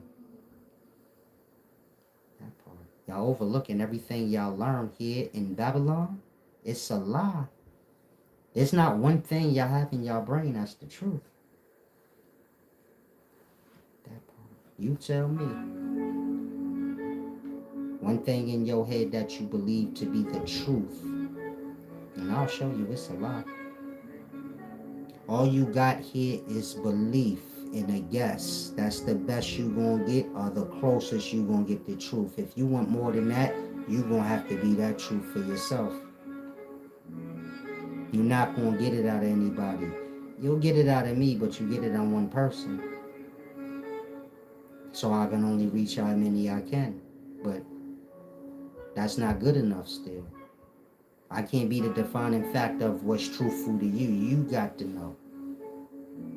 Your mind got to be vibrating on truth where that's all you're going to accept. The same way it's vibrating on lie, so you accept lie. You got to look at it like that. Like that.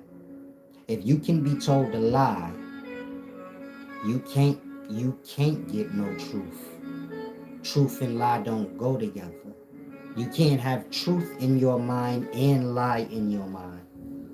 Some of y'all probably have that mind where you say, nah, everything I know might not be the truth, but I got some truth. Truth and lie don't merge together.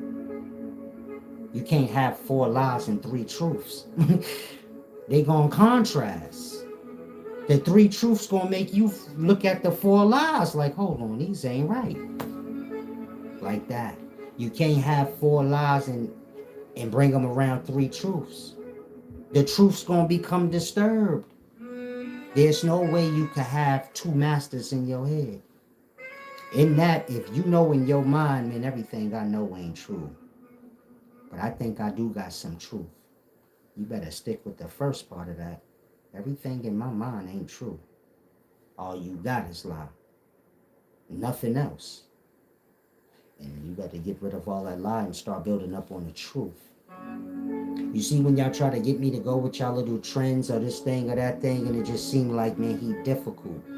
I don't accept lie. I don't care what the punishment is. So if y'all say, we canceling him, I wouldn't care. I'm not going with nothing y'all say. Say, man, be down with the conscious community. No. They gonna blackball you. I don't care. I'm not going with nothing that's untrue. It's not even a try. I can't.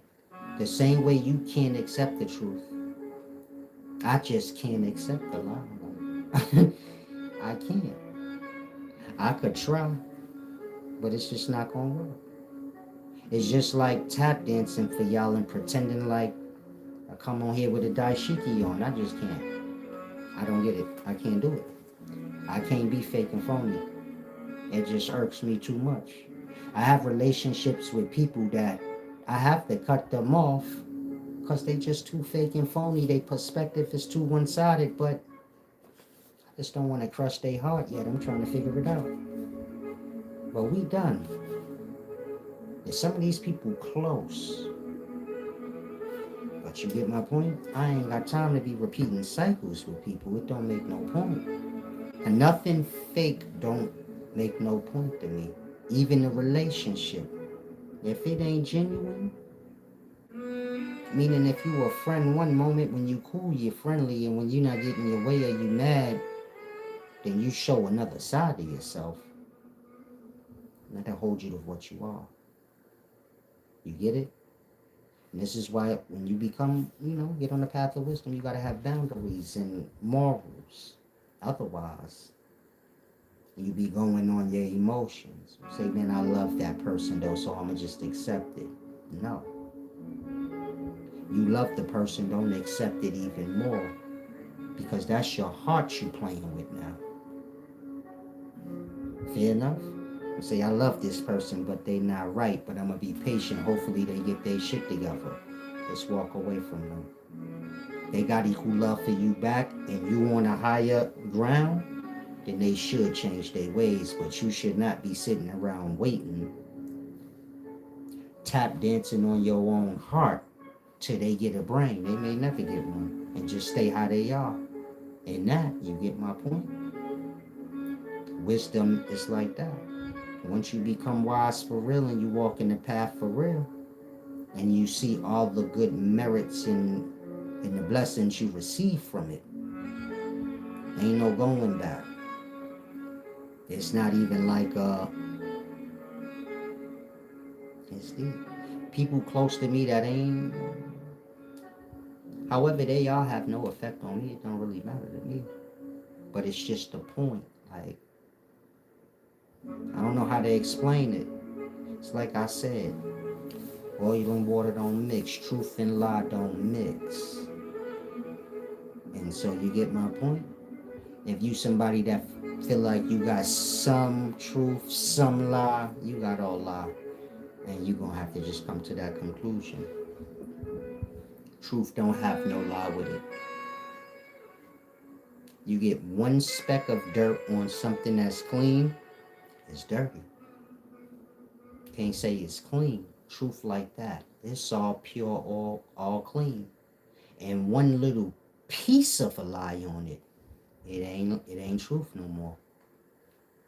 And that, do you get my point? Truth is a delicate matter. Lie something sloppy.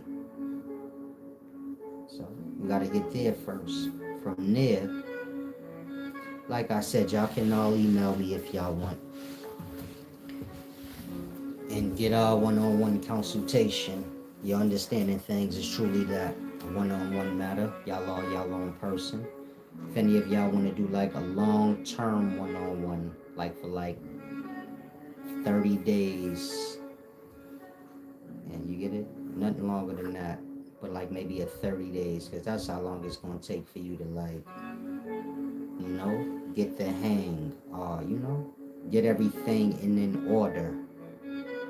This is why I want to get the solid sanctuary. Hopefully y'all all support. If any of y'all want to get some land for yourself, I have an opportunity where you can do so. I got me and a few others that's chipping in for land. And of course they can do whatever they want with their share. They can merge their share in with mine and make the solid sanctuary bigger. Or they can use their part of the land to just live on and not have no bills and all of that nonsense that we deal with in the system. But if you somebody interested in getting your own land, but you don't really know how things work, and you get it, you want to get it for a cheaper price, me and a few others is chipping in this summer. Just make sure you're serious.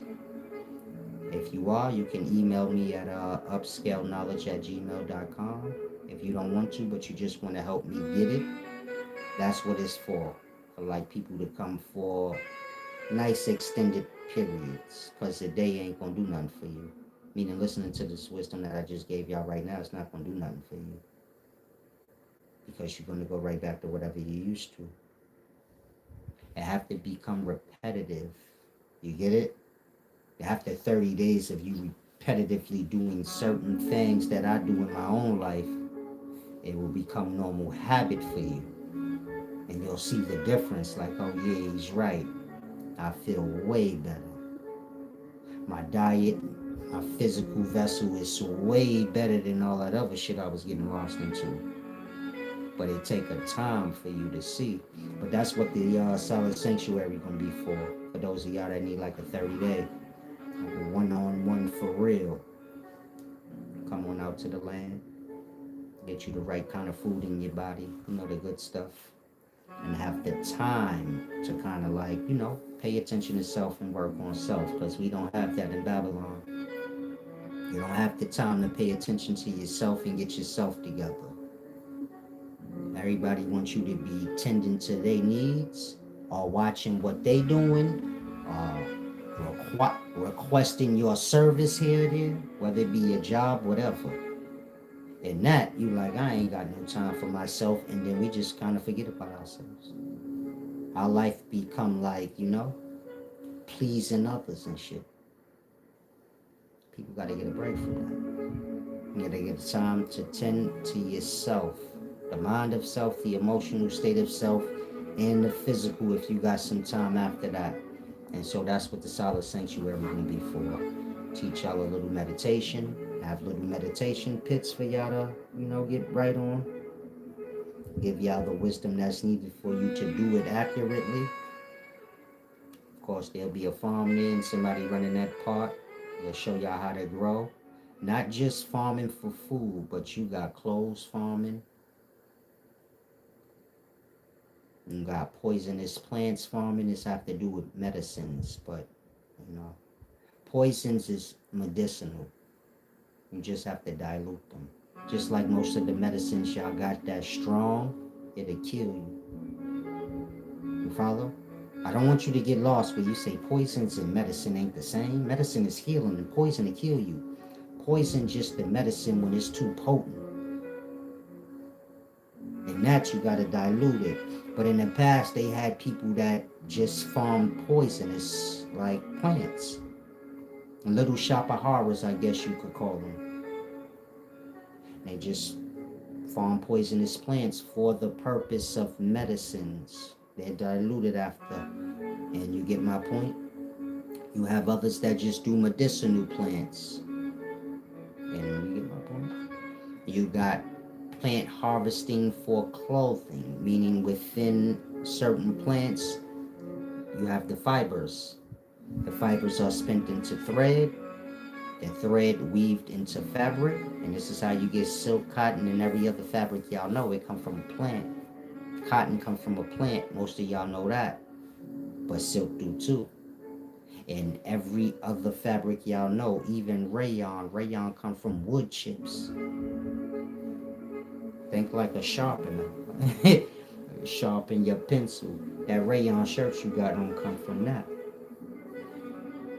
They just spin it in a thread. You know, make, like how they do with a tree. They put it in a solution, make it softer till it's paper-like. Like that. But all the fabrics we have, they come from plants. Banana plant is like silk. Banana plant fibers, meaning bananas, the plant of it, the fibers in the plant, it's like silk. Think like when you peel a banana and you looking in the inside of the skin and it got like those little fibers. That's where thread come from. Say I need a needle and thread. Your thread came from that. The inside of a plant, they dried it out. Spun all them threads together like Rumpelstiltskin. That's how that come. That's where that come from. Rumpelstiltskin spinning straw into gold. Straw is plant fibers when it's dried out. Like that. Spin it into thread and clothes. But the land will be for like that, to teach y'all different things like that y'all don't know. and a whole bunch of other things that I haven't even addressed yet. But if you're interested in getting your own piece of property for yourself to live on so you can escape, like I said, me and a few others is going to chip in this summer. We looking through different properties now on this private Facebook page I got. But you can email me at upscaleknowledge@gmail.com to get a little more clear on that. But start with the simple things, like I said. Start applying the morals and things I give y'all, and then come to learn. That way you get my point. You don't be putting jewels and glorious things for the self on top of bitterness and all kind of dumb shit. You get my point?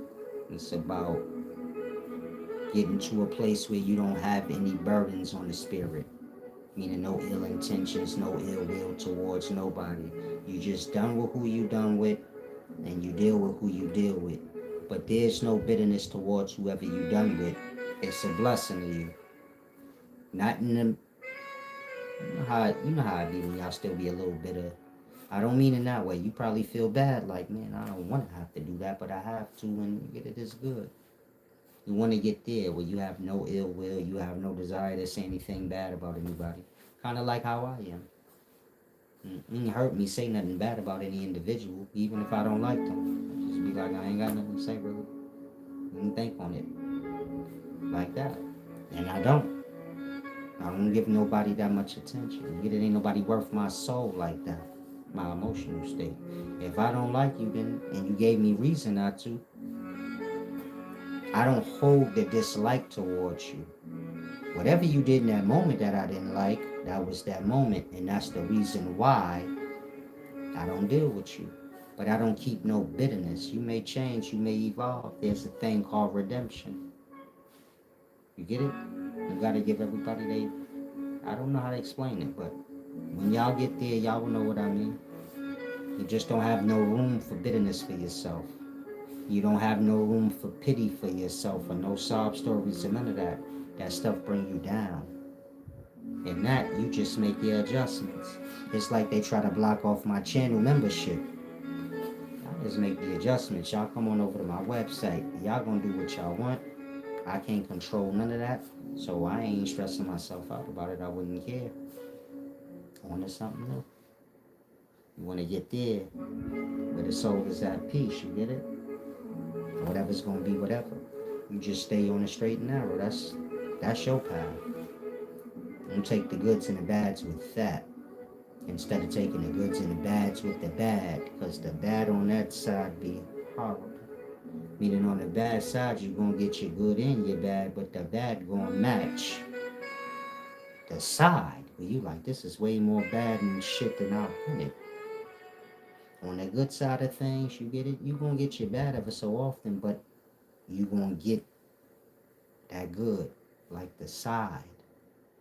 And so, try to grasp what I'm saying.